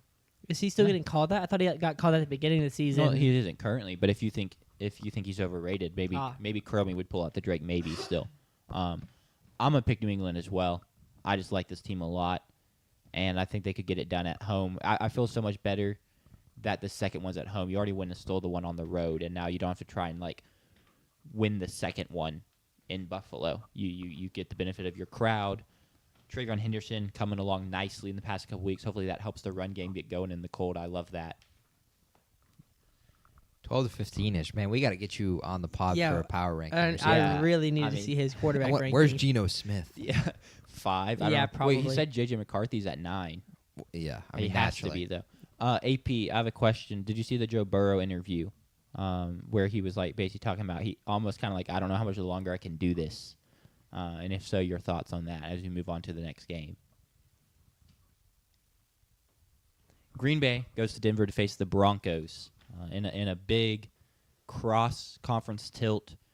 I'm still calling the Broncos frauds. If the Broncos win this game, I will stop calling them frauds. This would be a huge win. I love this Packers team. I think they're great, and they're playing fantastic right now. If you can shut down Toyotathon Jordan Love, I have to give you props. Vegas isn't giving Broncos props, though, because they have Green Bay favored by 2.5 on the road. Y'all's thoughts on this game? Yeah, I don't know that shutting down Toyotathon, Jordan Love really answers any questions for the Broncos. I think that that's kind of what we know. They're kind of like the Oklahoma Sooners of the NFL, right? Super reliant on defense, and you just kind of have to hope that the offense can do enough. What's up? They gave up over 400 yards to the Commanders a couple weeks ago. Yeah, that's an outlier, okay? It's a good defense. It's one of the best teams in the NFL. Sure, It is, right? Yeah, it's probably second best. They gave up nearly 400 yards to Jackson Dart and the Giants. Where would you rank their defense in the NFL? The Denver Broncos? Yes. Not on tier with the Houston Texans, but in the top 5. Okay. So it's one of the best defenses. But I don't think that stopping Toyotathon, Jordan Love, changes. Like, as someone has been a Sure. Denver Broncos hater, I don't know why you'd be like, okay, well, this answers any questions I have. I think that you Because should be more interested to see how the offense plays. Well, I mean, I'm interested to see that too, but I think I'm just like, if you can shut down Green Bay and get the win in the same style, and I'm also assuming you're not going to completely shut them down, so the offense is going to have to, put together some drives. But like at some point, if you just keep winning the game the same way so many times, like I have to kind of respect you. Same with the Sooners. Yeah. Like I think the Oklahoma Sooners have the worst offense of the Power 4 teams in the playoffs, but they keep winning games with their defense, and so like I kind of expect them to beat Alabama with their defense. Yeah, So that's kind of I think where I'm at. that's fair. I love that AP. I agree. Joe was sending a message. Hopefully he sends a good one. This is going to be a game of sacks, straight up. Denver is averaging 4.2 sacks per game this year.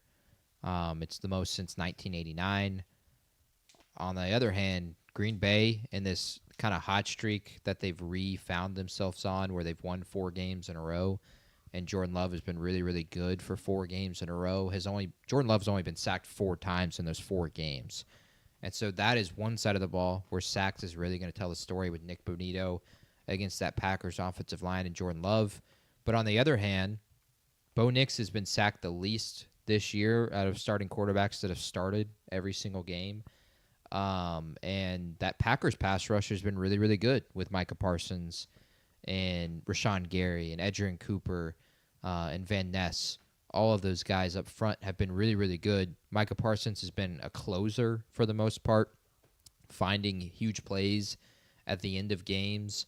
I mean, watching him chase after Caleb, the fact that Caleb was able to outrun him last Sunday was crazy. But Micah he's a game wrecker, and he has been that for Green Bay all year.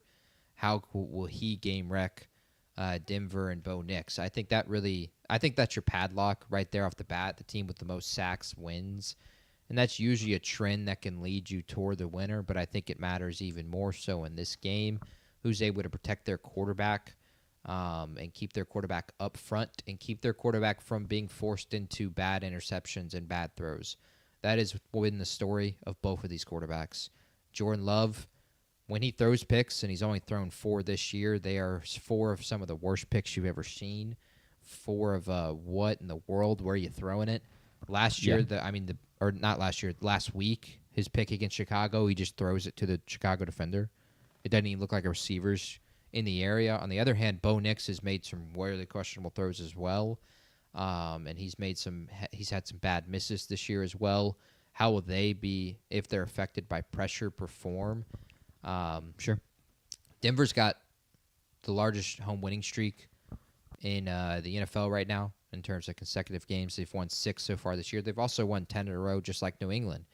And here they come with a tested brand that has been proven year after year coming into their building, and they're underdogs at home. How are they going to live up to that? I feel like Denver's got the easiest path right now to the 1 seed out of those 3 or so teams that are up there competing for it. But that being said, they've got to still go out there and win those games. None of the teams really have a really, really easy path. Denver they have 3 games at home, but they have to play the Packers, Jaguars, and Chargers, 3 playoff teams, and still have to go to Kansas City on Christmas Day. But I think out of the teams that I've predicted the rest of the year, Denver has the easiest route there. But it's a huge step in that. I think they have to make a huge statement. And if they've been on fraud watch, I don't know, for 2 months now,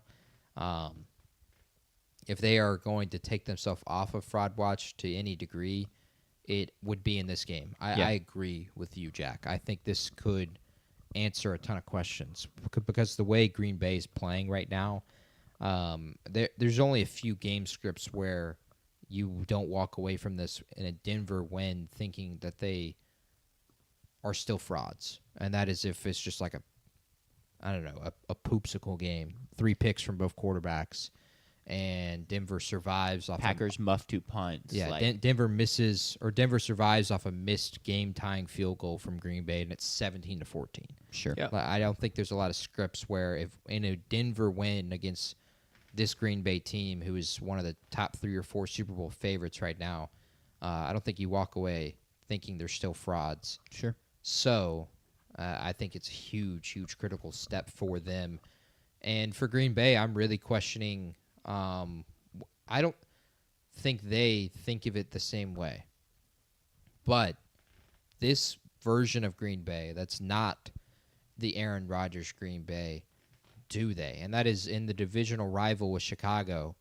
This is a sandwich game between 2 Chicago games. And you have to go on the road to Denver. Are they going to fall asleep in this game? And are they going to be in a tough, contested battle for what may feel like, for Packers fans, no reason? Because I'm sure Packers fans think they should be, heavy favorites in this game. Are they looking ahead to Chicago and thinking about that game more so than this game? And so are they going to start slow? Or are they going to have some questionable bonehead decisions? They haven't been a necessarily perfect road team this year. Not at all. The loss at the Browns, a tie at the Cowboys, the Cardinals game where they had to go for it on 4th down, and if they don't convert that, they more than likely lose it. And then a game-winning drive against the New York Giants, and they were able to fend off the Lions on Thanksgiving. Their only really proven great performance, I'd argue, is the Steelers game and then the Lions game this year. So they've gotten better on the road as of late.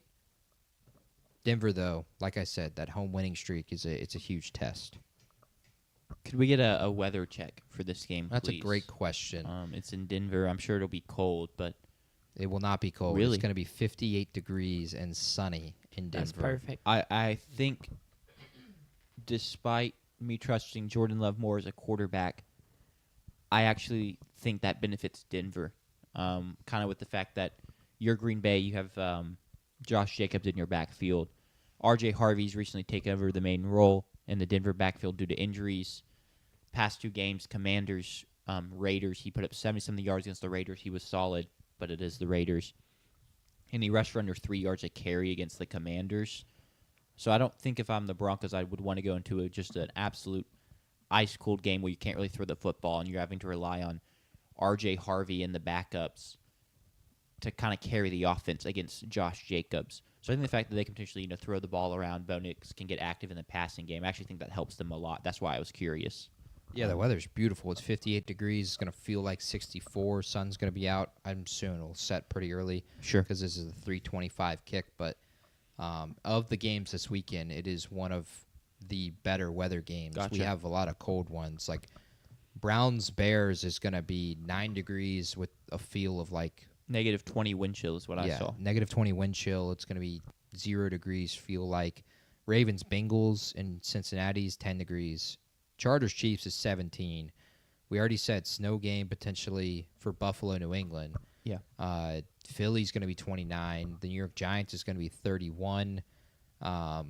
This is right up there with the San Francisco game where it's 57 degrees, and then Jacksonville where it's going to be 69 degrees. Less than 2 weeks from less than 2 weeks from Christmas, which Dang. is 2 weeks till Christmas. That's fire. Does it feel like that for y'all? No. Not at all. I'm not home yet, and Yeah. that's kind of when it really starts feeling like Christmas, which I guess I'm going to need to adapt because I'm not going home for Christmas. First Christmas with the in-laws. So, yeah, hopefully it starts feeling like Christmas sometime before I actually do go home on the 28th. Yeah. Shall we pick this game? Yeah, let's do it. Let it rip, JP. You're first. Could I get my New England pick in this spreadsheet Yes. as well? Did you have New England? Yes. All right, cool. So again, this is a game where we're gonna have a double guarantee from the pyramid and the totem pole. The pyramid has Denver plus 0.5 to this spread of Denver plus 2.5, and the totem pole thinks the wrong team is favored. They think Denver is a 0.5 point favorite at home against Green Bay. I am going to pick my Green Bay Packers to win and cover. I think they are the better team. I think they're playing the better ball. I don't care what the pyramid says here, although this is going to be one of my best bets as well. We're going to hedge on both sides. I'm going to pick with my heart and then tell you what my model says. Sure. What my shaman I think says. that's fair. But give me Green Bay to win and cover. I think they win by 7 up in Denver. I think the warm weather, like Jack said, I think is going to help Green Bay being able to throw it around really anywhere. And I think it's going to be a tough day for Bo Nix against that defense, a really tough day. And give me Green Bay to have the weapons to be able to answer the questions and the problems that the Denver defense has for you in Pat Surtain. Pat Surtain's not going to be able to take away one guy because they don't have one guy. They have multiple. Nick Bonito, I think they'll do well enough in the pass pro game. Now that Tucker Kraft isn't with the team, you don't have to rely on Tucker Kraft lining up outside so much, so you can bring the tight end just to chip Nick Bonito all day. I think Green Bay's got more to play for, and they're playing better right now, even though Denver's won 10 in a row. So give me Green Bay to win and cover. But your model says Denver. Correct. Okay. Well, I will And be the taking totem pole agrees. Well, that's huge because I will be taking Denver. So now I have both the models backing me, and I also get to pick the team that I think will cover, and a team that I think is really good, a team that I picked to win the AFC West. And right now, Not officially. I got a TikTok. Do I have a TikTok saying the Chiefs are going to win? I could pull up our official predictions. I don't believe you have. I'm going to delete that video real quick. No, I picked Denver to win and then changed to Kansas City after the Micah Parsons trade. So Jerry Jones screwed me. But he screwed a lot of people. He did screw a lot of people. I'll be picking Denver to win and cover. I'm going to go Green Bay. I just love the way they've been playing. Sure, you can say it doesn't follow my totem pole. But my totem pole does have Green Bay higher than Denver. It's just the home and road factoring in, and I'm going to choose to kind of ignore that a little bit and trust my boy, J Love. JP, did you see that? Well, I'm sure you did, but okay, wait, why is this not working? On Sunday, I believe the Chiefs were eliminated from AFC West contention. Mm-hmm. Crazy. There goes the 10 years, the 10-year graphic. Peace. I'll use it your next graphic. year. My mouse is not. Is it gonna work? Maybe. Nope. That's wild. Your mouse just doesn't want to click. Well, it's clicking over there, but not. Streamlabs crash. It might have. Are we still live? I mean, we're still the stream is still ticking up. It says it claims we're still live. Shout out Streamlabs for not crashing. That would really put a damper on this. We had a good run. It's Jover, as some would say. Oh, okay, yeah, Streamlabs is holding us hostage. there we go. Okay, we're out. I think I'm feeling a little left out. Y'all have the pyramid and the totem pole. Should I break out a ziggurat or something? No, that's too close to the pyramid. The ziggurat's a similar shape. I could break out the St. Louis Arch, rank teams, or do a hula hoop and just have a circle of parity and just have every team is favored over another team. That's how a historic trends based model. What? Well, no, I could. If you're doing it based off previous Well, results. I could do a hula hoop, and it's just matchup based, and so I think this team is better than this team, but this team matches up better, and then just circle of matchups. You Yeah. could just have a model. I could. Yeah, you don't have any shape to it. No, It's just I a need a list. shape. Y'all both have You shapes. could just have power rankings. Yeah. I can bring back the pecking order. Yeah, bring back the pecking there you order. go. We'll talk about the pecking order for college football on whenever we do our preview. I have to run it now that I have the full season of data. Last year, it predicted every winner of the postseason, but also Vegas did, and it didn't pick spreads, so it wasn't that hard. It was just pick the team that was favored. It really was not that hard. The team that was favored in every game won. It's too easy. Yeah. Yeah, But- I mean, you can just have. I do it now. You still got weeks to see if it's profitable, and then you bring it into next year. Yeah. I'm working on something else. It's the one you saw me put in the spreadsheet. It did not do very well. I did it for every game, and I don't remember what it did. But even the ones that it was like super confident about, it was wrong. So a lot of work to do there. I could do St. Louis Arch, The arch. the Arch, the McDonald's Arch. That'd be a Yeah. tall. That arch. would be interesting. That'd be a tall arch. How would you? So are teams on both sides of the arch? Are they in the same category? I think so. So it's basically just two side by side totem poles. what if it was a rainbow? Yeah. And so one side is like the good side towards the gold. Ooh, It yeah. fades off into the abyss. Then it's just a bendy totem pole. And then you put the teams that are the colors of the rainbow in that perspective color. Okay. So we're getting What about color teams theory that in. don't have? Are there any teams that like wouldn't really fit? I mean, I don't know where you're putting the Raiders personally. Yeah, Yeah. The Raiders are going to be a tough one. The Steelers. but also it's the Raiders. I can just leave them off the rainbow. Well, like- Steelers at least have some yellow in. You know, you can maybe find an alt logo that they has do a have lot of red, yellow. blue, and yellow in their the Steelers. logo. So Yeah, true. They're actually hitting a lot. I'll do a prism, and it'll just be like that classic like 6th grade science book, like the rainbow Yeah. coming out of the prism. That has white in it, so I could put the Steelers there and the Raiders there. They got a little bit of white, Do they? white text on a is it- black background, Okay. or maybe it's silver. I think Um, it's silver. I think but you just do your own power rankings if you want, We'll see. which I guess is no different than what Jack's doing. It is Correct. exactly what Jack is just doing. objectively, it just has a cool name. It has, it does have a cool name. No, I'll just You start. could call it the pecking order. I'll start power ranking NBA teams since I haven't watched Who's the number game. one right now? Yeah, who's your best team in the NBA right now? Nuggets. Wow. Who's number two? I'm not picking your power rankings. Holy crud. I know the answer is Thunder, but I just see all the reels of Shea flopping, and I just can't. Guess who gets to power play rank the Thunder 3 times across the next 12 days? San Antonio. Yep. 3 times in a span of less than Time 2 to slay weeks. the beast. Yeah. Hopefully Wemby's back healthy. Yeah. That's the biggest thing. I hope he's back healthy in, I don't know, the next 2 or 3 weeks. He's back Monday at the latest. Okay. He's back. He's practicing he fully. plays- He's doing 5-on-5 work. He's back any game now. He I didn't plays even know- in Atlanta, and I hope to go see him over break. That's a must see. It's a bucket list for me. Yeah. I have to get that done. Dude, the Thunder only lost one game. Yeah. Dude, they're such Without their cheaters. second I best hate player this. for most of the season. Cheaters. They haven't played their starting 5 that they played in the finals a single minute this year together. That's crazy. Shea has sat out over half of their fourth quarters, They last year set the record and yet leads the league in clutch points. for point differential, meaning how much you beat teams by on Yeah. average. This year they are blowing that record out of the water by 4 points per game. Last year was 12.8. Right now it's at like 16.3. Their unit. Good for They're them. unreal. Oh, and by the way, with the way the Clippers are playing, they are going to have a top 3 pick, Most likely, yeah. meaning they're getting AJ DeBoncia or Boozer from Duke. Yeah. And they could likely have another lottery pick as well because they have the Yeah. Jazz pick. But that one is Absurd. protected, so hopefully that doesn't end up falling to them. Or hopefully the Jazz are so bad they don't get it. Yeah. I guess I should say. Yeah, they realistically they could.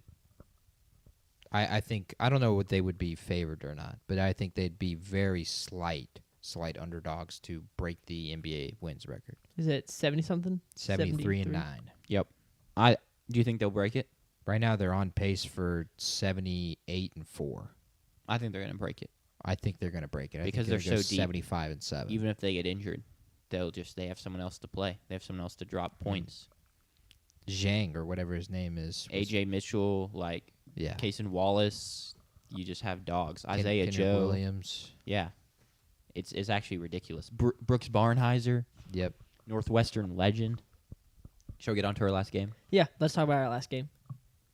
Mm. I thought my mouse died again. We're good. The Detroit Lions go on the road out to the West Coast to face the Los Angeles Rams, a team a lot of people view as the best team in the NFC. So it's another great test for the Lions, as they're still kind of fighting for their playoff lives. Nothing is set in stone for them. They cannot feel safe at all.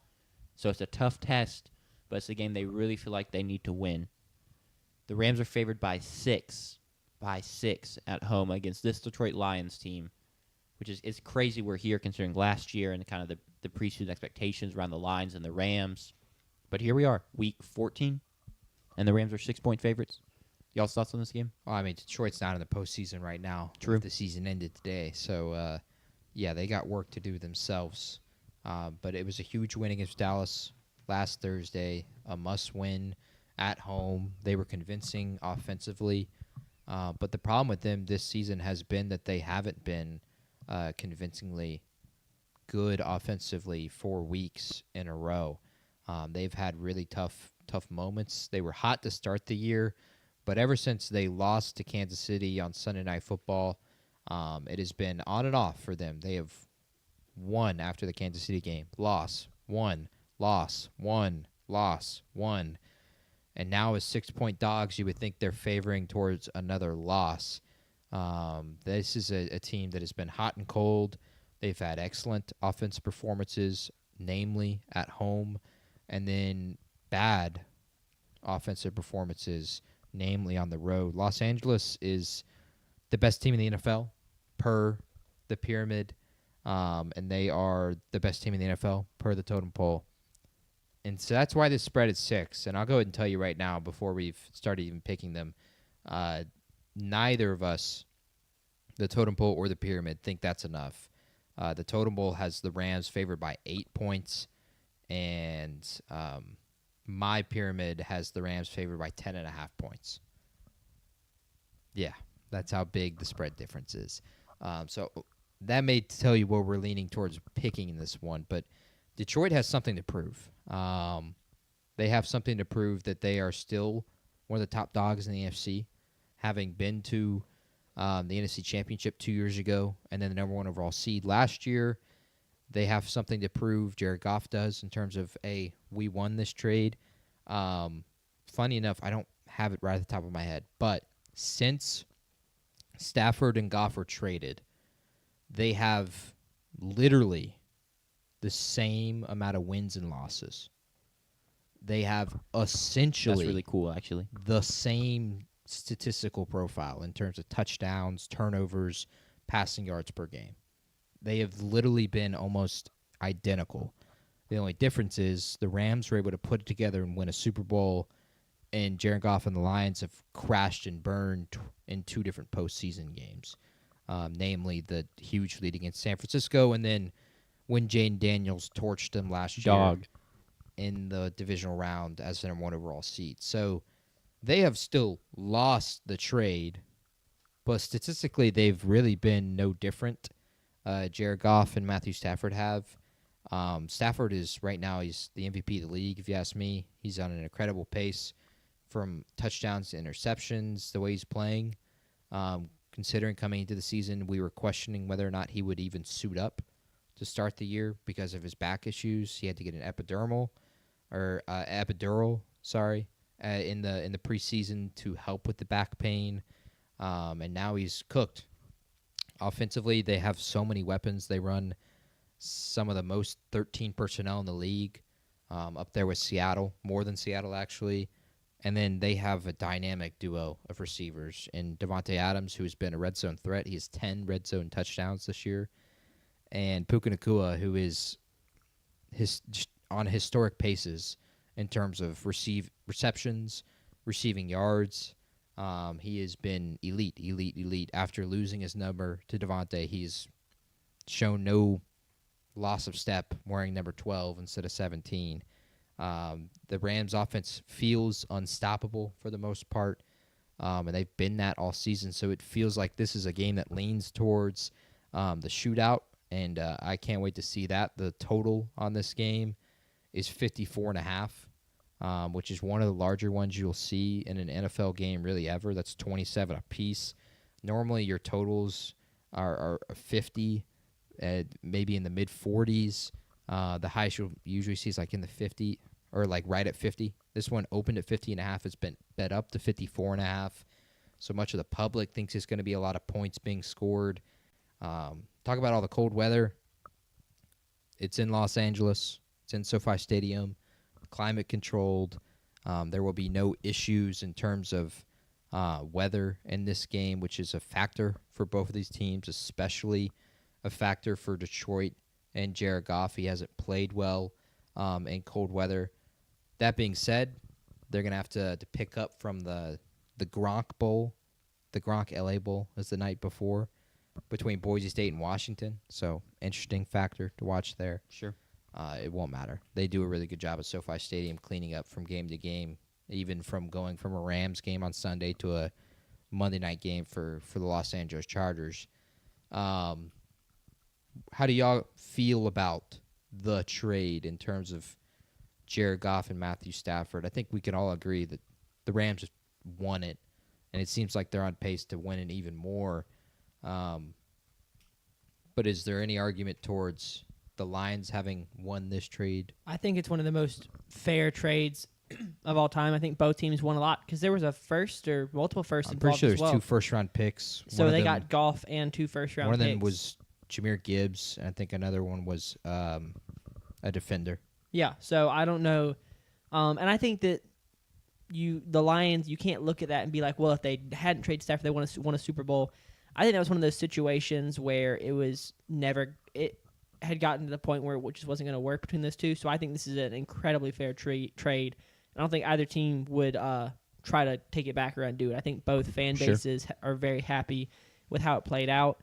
Do the Lions maybe sometimes wish they had a little bit more of an X factor at quarterback as opposed to like A Your game your manager. average Yeah. Joe. Sometimes. Yeah, well, I was gonna say like he's like an elite a Will Rogers. Brock Purdy. A Blake Shapen. Like Jared Goff is an elite Brock Purdy, but I couldn't think of a fancy brand. He's a I What's don't the know, a frickin- Gucci. Yes, Gucci. That's a great one. I just drew a blank. He's a Gucci Brock Purdy, as opposed to a Walmart brand Brock Purdy. I mean, I'm I don't think tracking. they're in the same class. Really? I just feel like that maybe is a little And a different disrespectful to player. Mr. Irrelevant. You think it's disrespectful to Mr. Relevant? I think it's disrespectful to Jared Goff. I think that Jared Goff has been a huge benefactor of being the Ben Johnson offense, having the talent around him. I think he's done a great job of capitalizing on it, but I think he's in the same area as Brock Purdy in that when Sure. everything around him is not clicking, he's not going to go out and carry an offense like Matthew Stafford did for that Lions offense for years. So that was my point. He's a Gucci Brock Purdy. Yeah, I just think I'm one of the bigger Jared Goff haters out there. So that's probably where I stand on that. I would love to have Matthew Stafford. I get the picks and who you got. Like, it is really a fair trade. But if I'm Dan Campbell or I'm someone in that Lions front office, I'm sitting there just thinking, man, I know it's not realistic, but and I get why we did it, but I wish that guy was still our quarterback because of how well he's playing. And and Stafford deserves that praise. Something I'm looking at in this game is we've talked about the inconsistency of the Lions, and that's very true. But they do have such a high ceiling that if someone's going to go into LA and get in a shootout with the Rams, I think the Lions actually have one of the best chances out of any other team to, come out with it. Now they also have an avenue where they go and they lose by 28 to the Rams, but just the high-powered nature of that Lions offense and the weapons they have, they can compete in a shootout if it gets that, or if it goes that way. I'm not saying they will, but yeah, I just think they're a very high-ceiling team, so that is something to look out for. The Rams and losses this year, there are 3 of them. It has been, in large part, a similar story to Josh Allen and the Bills. It's been turnovers. They had 2 turnovers and a missed 4th down in the Niners game on Thursday Night Football. Then 2 weeks prior to that was their loss in Philly. Stafford had a pick in that game. Of course, they had the blocked game-winning field goal that was returned by Jalen Carter, or Jordan Davis, I should say, for a touchdown. And then the Panthers game 2 weeks ago, big turnover fest. Matthew Stafford has 3 himself. It feels like that is, at least at this point, the recipe for the Lions to lose a game, or not the Lions, the Rams to lose this game. And so it is a question of can the Detroit Lions turn over Matthew Stafford? And I'm don't think they will. I don't think they'll be able to. I think Matthew Stafford and this team are going to have a fine day. I lean with my pyramid here. It is a 5-point. It's a 5-point difference in what I bet on. It's technically a 4.5-point difference for the spread that we have right here. And I'm gonna lean with a double guarantee, which we have 3 of them this week that are in our game specifically. Yeah, which is heat. Let me take the Los Angeles Rams. I'll take them to win, and I'll take them to cover. This feels like a spread that leans towards backdoor cover for Detroit, but I think they're just going to have a slower day offensively, and I think that Rams defense is going to show up. And as long as Los Angeles doesn't turn the ball over and spot them free drives, I think it's LA by 14. Sure. What do you got, Sanders? I'll be taking the Rams. The Lions are just, as someone who's high on the Lions, I think I picked them to win the NFC North. They've been. I can double check that. I'm fairly. I know I didn't pick the Packers, and I didn't pick the Vikings. Were you all or in on the the? Bears. Okay, so you weren't all in on 9. No, not all in on 9. Hater. Yeah. Then how does it look now? You did pick Did- the I mean, Detroit Lions. 9 was top 3 in QBR last week. Out of all starting quarterbacks, Wow, that's pretty elite. that is huge. Sanders was the highest on the Vikings here at 10-7. So I wasn't all in. I was just mostly in. Yeah, you were You had them missing the playoff by roughly just a tiebreaker. You were roughly 8 toes in on the Vikings. Yeah. Yeah. 8.5, 8 and a third. 8.5. Yeah. Like 8 and a knuckle. Yeah. A little nub of the toe. I'll be picking the Rams to cover. They've just been impressive and one of the most dominant teams in the way the offense plays and the defense. They've got talent all around, and the team is just built so. And it's young everywhere except for at quarterback. I'll be interested to see going forward what they choose to do. In my mock drafts, I've had them taking a quarterback and developing for a year behind Matthew Stafford, or maybe if Stafford is done, you have to draft a different guy. I like him taking Taylor Green, but that's a conversation for another day. But yeah, I'll take the Rams. They've been linked towards a trade for Joe Burrow. I mean, Wow. Trading, they have the 2 first-round picks this Yeah. year, and trading a first-round pick this year and next year for Joe Burrow. I know there's a certain guy who has left his college team in his home working with his trainer, trying to get ready. I think, we could see a late-round stab at one Blake Shapen to lead the Rams in the future. That would be Something. a really good fit. No, I'm going to take the Rams here. Just that offense is so good, and the way the Lions secondary has performed and how beat up it is, I think you're going to have a hard time stopping Matt Stafford. And then if Goff has to press that much, I think there's a couple turnovers probably coming for the Rams. Maybe an Emmanuel Forbes pick 6, calling it here. Wow. Just High praise. It's picks what he off does. Goff and runs it back. I wish he would do that more. Could have done that for the Commanders, but I digress. I'll Y'all take gave the up Rams. too early. Didn't Yep. develop. Interesting. I love how me and JP made the same 3 picks. Despite one of them, both of us decided to go against the pyramid and the totem pole, which I think speaks to personal bias in that pick a little bit for sure. And I love it. Yeah. Go Pack, go. Yeah, well, the Eiffel Tower said for me to pick my 3 teams, so. The Stifle Tower. The Stifle Do you know? Tower? I feel like the Eiffel Tower NBA is- nickname. Who do you think is a Stifle Tower? No, he's the eyebrow or unibrow, whatever. The brow. The brow. Sorry. It's very apt. Think nationality. It's not. Is it Wimby? No, I'm not there. So is it the other one, Ricochet or whatever? Gobert. Rudy Gobert is the Oh, Stifle Tower. okay. I was thinking block guy, and the first big block guy that comes to mind is Anthony Davis. I mean, that's fair. You rounded up all the defensive sinners. You had very much the right thought process. So we've got JP's best bets, and you know what happens in 6 minutes? We get, I think, 6 minutes is the SEC 2026 schedule reveal. Do they just pop it out immediately? I don't know. Do They're you want to turn it on and maybe we do a if it- live reaction, yeah, and then if if it's going to be an hour, we just end Yeah, it? if they do it like the FIFA World Cup, I'm leaving. Yeah. I But love that I said the draw starting now. I can't believe I'm going to miss it. I have to go take a test. Yeah. I go take the test. I come back out, and I'm like, I turn it back on to see what's happening. and we've just begun. Crazy work. They did that for you. I told you to text me when the draw started. I lied. I And apologize. They did the draw with the presidents of each of the countries and the Prime Minister of Canada, and we just learned what we already knew, which is where the U.S., Mexico, and Canada were going to be. And then we spent another hour and finally got to the actual draw itself. And then I tuned back in, and YMCA is being played on the stage by the Village people or whatever their name is, and Donald Trump's out there dancing. It was a wild time. One of the more shocking things I've ever seen come across my television. JP, you want to do? You got insane stuff. Can you do it? You want to do best bets in 5 minutes or? Let's do. I can do the. Yeah, we can talk about the best bets. Let's do it. Let us talk about them. So this week we are week 15. This is week 15 of the pyramid. Last week we were 4-2, and look, I want to apologize live on air for lying live on air in our last episode, in which I said that the pyramid went 5-1 last week, and thus the totem pole was also 5-1 on those games, and our double guarantees were 5-1. I misspoke because what happened was when I was watching the Bears-Packers game and Caleb Williams was leading the Bears down the field, I put in a Y for yes on that game that Chicago had covered plus 6.5 because I would just assumed we were going to overtime at that point. Caleb Williams starts the pick. I never changed the pick in the spreadsheet, and thus I lied to you live on air on Tuesday. So last week we went 4-2, and in double guarantees, the pyramid and the totem pole went 4-2 as well.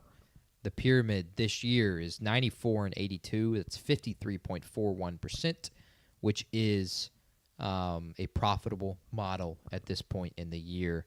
And we hope it continues to be that way. Best Bets has picked the pyramid now 3 weeks in a row, if I'm not mistaken. In those 4 weeks in a row.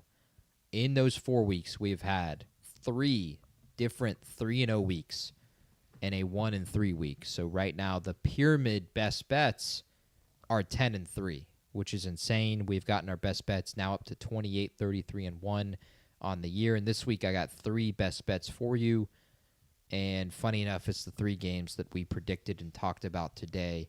One of them will be a different pick than what I told you I am picking. But these are the 3. And one of them is it's a huge one in that New England plus 1.5 against Buffalo. The pyramid thinks the wrong team is favored. We have New England minus 4.5. So that is a 6-point difference. Give me New England plus the 1.5. to cover in Foxborough this Sunday. The Rams minus 5.5. We think that spread is nowhere close to where it needs to be. Go ahead and double it and give me Los Angeles minus 10.5 per the pyramid. So give me the Rams minus 5.5 as the other best bet. These are 2 of the biggest point differences we've had all year. Now, I will say, disclaimer, and this is me going ahead and throwing out an excuse in case both of these bets miss. When we've had the big point differences, we've actually not been very good. I don't have an exact percentage on it, but it has not been. It's been more misses than hits. So there's your excuse right there if those 2 bets miss. Final best bet is Denver plus 2.5 against the Green Bay Packers. The pyramid, thinks the spread should be Denver plus 0.5. We have 2 other bets as well that are not best bets. It's Indianapolis plus 13.5. We will take Phillip Rivers to cover against the Seattle Seahawks. Go get it done, Phillip. That would be unbelievable. I personally would not bet that myself. That's why it's not a best bet. And then I have the Chargers plus 5.5 in Kansas City, which I think that's a laughable spread, honestly. And you might consider betting this as well. That means that with the totem pole and the pyramid, there are 5 double guarantees, 5 bets that both the pyramid and the totem pole agree on. It is those 5 that I listed. New England plus 1.5, Denver plus 2.5, the Rams minus 5.5, Indianapolis plus 13.5, and the Chargers plus 5.5. Those are your 5 double guarantees, and I remind you, the double guarantees last week went 4-2. So it is a trend, we hope, in 2 weeks. Right now, we hope to just make it a coincidence that 2 weeks in a row we have a profitable double guarantee. in terms of the totem pole, if you wanted to have Jack's best bets, he's got 3 of them, and the 3 are he thinks you should also take Indianapolis plus 13.5. He has that as Indy plus 7.5. He hasn't quit on the Colts 1 week removed from Daniel Jones, and he may quit on them next week. We'll see. And then the other 2 are, again, the Chargers plus 4.5. He thinks it should be a pick 'em straight up. And then Chicago minus 7.5. He thinks Chicago should be favored by 12 against Shedeur Sanders in what is going to be a 9-degree kickoff, wind chills of 20 degrees in Chicago, Browns versus Bears.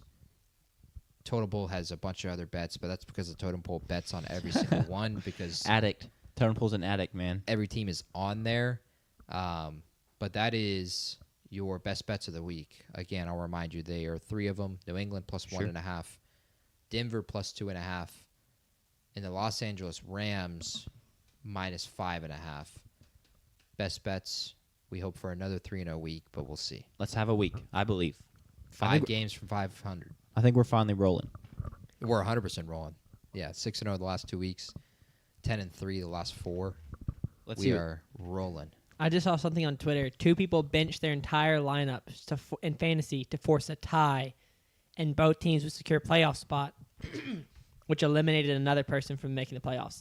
What do y'all think about that? That wouldn't happen in a league like mine. Why is That that? is, we have that as against the rules because there are situations. As a commissioner in my league, I don't allow that to happen.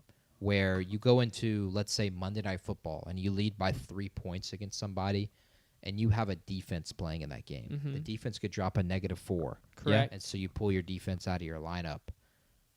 That I don't allow. I think that's a little bit too shady. I'm all for teams going and picking up players and preventing players that, like for instance, I'm playing in a postseason game this week where it's a 2-quarterback league, and my opponent has only 2 quarterbacks on his roster. One of them is Daniel Jones, who just tore his Achilles. So I went ahead and picked up the 1 quarterback available in our league, Marcus Mariota. And so now he has to decide whether he wants to pick up Brady Cook, who is the rookie from Missouri starting for the Jets, or Phillip Rivers as his second quarterback this week. That I'm fine with. But not starting teams so that both of you guys can make the playoffs and one can't is nothing but straight-up collusion, and I would not allow it. Sure. Both teams will go under a full investigation. I'd consider both teams being forced to do the punishment regardless of their record at that point in the season. And they would also be voided of any championship earnings from winning it if there was a pot or a pool between the teams. Yeah, I think that's fair. Why are I we don't like it either. talking about the games that we already knew about? Because they're just going to start from the jump. And that makes I guess sense. they're going biggest matchups week by week. I assume we're going to get it posted on Twitter by each team at some Yes. point. Yeah, definitely. That's where I'm going to peruse is the SEC. I will also Twitter check. page. Okay, so we're just going to go week by week. Yeah, I think we call it. All right, then. UL Monroe, Mississippi State. That's big. Week 1. I wonder who A&M plays week 1. I don't remember. It's not a key matchup in week 1. Are they you not guys gonna play pivot a that- cupcake? I mean, that's only 8 SEC teams, so theoretically there should be a second slide. No, those are the 8 key matchups. Yep, Youngstown State. There we go. Missouri State. Ooh, man, that's a big one. They just lost Second. their head coach. Second year in the FBS, but you do play Arizona State the next week. Why This is is true. Austin P? Is that where Chris Parsons is? Yes, Yes. Cool. which, man, just makes me mad all over again. What? How much you hate Chris Parsons. I sent one tweet. Yeah. It was funny. Hater of the pod. Week Let- 2 is huge. Yeah, I never went back and changed my ballot because the website's still down. But it should be up soon. Maybe Week tomorrow. 2 is actually a really critical week because I have to decide between I'm going to a Georgia Tech game one of the first 2 weeks. Okay. Which one do I pick? Week 1, Deion Sanders and Colorado go to Georgia Tech. Week 2, Tennessee goes and plays at Georgia Tech. I'd go to the Tennessee game, personally. I think it's a 50-50 coin flip. I think I'd go it's Tennessee game. Look, I don't know if they win that game, so I don't. That's Meister. fair. I do want to go to a win, but That's fair. I think it's a coin flip. Getting to see Deion Sanders too would be cool. Do we have an That is idea? true. Do we have an idea who they expect quarterback to be next year, or is it gonna be a portal guy? Philo. For Georgia Tech? Yeah. Georgia Tech, it'll probably be Philo. Mm-hmm. their other guy, unless they get a big transfer in. Yeah. It'll be him. They like him enough. But yeah, We go to I could go to both. Minnesota week 2. Yeah, I won't be going to. It's either I go to the season opener for State week 1, or I go to see Deion Sanders. But week 2, it would be pretty hard to not pick Tennessee at Tech, unless Jack, you want to invite me to Arizona State A&M. Hey, you're more But welcome. I'd rather go to a I Texas. doubt I'll be there, but I'd rather go to Texas at Texas A&M. that's fair. That'll be cinema, hopefully. Delaware. Go Blue At Hens. Vanderbilt. Southern Miss at Auburn. R.I.P. Charles Huff and his 1-year tenure at Southern Miss. Not RIP him. It's RIP Southern Miss. Yeah. He gets the upgrade. Do we want to sign off? I think this is good we enough wanna- to sit through. This Okay. is going quick enough. It's going fast. Unless we're about to get a 15-minute commercial break. There's always a chance. LSU versus Ole Miss. Is this a week 3 matchup, I guess? Yeah. Look at Lane, man. Iconic. Wow. I wonder That why he early. chose the number 26 for the 26th season, I guess. Yeah, probably. Probably. It is for the 26th. It's not like his jersey. It's not It like could a be. baseball manager. Yeah. That'd be. I mean, what's stopping a football coach from doing that? Walking around the jersey with a watch. So walking many around guys on sideline. the roster. You're taking Yeah, out but- someone's number. Then they Yeah. can't be on the field in any capacity, like even coaching, while their number is also on the field. That'd be a flag. Yeah. the coach is changing his number real quick. Yeah. The head coach has changed his number. Well, he could from- just rock 00 because it's not really a legal number, but it also. Week 3, Florida at the Auburn. new coaches face off. Ooh, Okay. Summerall versus Golish. That's yeah. a big one. Summerall was going to be Auburn's head coach, and then they fumbled it per Josh Pate. Okay, we play Can- at South Carolina, week Week 3. Kentucky I don't comes hate to that. A&M. I don't hate that. I'd prefer it earlier in the year. Yeah, Build some momentum, hopefully. exactly. Hopefully you get to if 3-0. The win gets viewed better, too, Yeah. because South Oh. Carolina's not lost a lot of games yet. Yeah.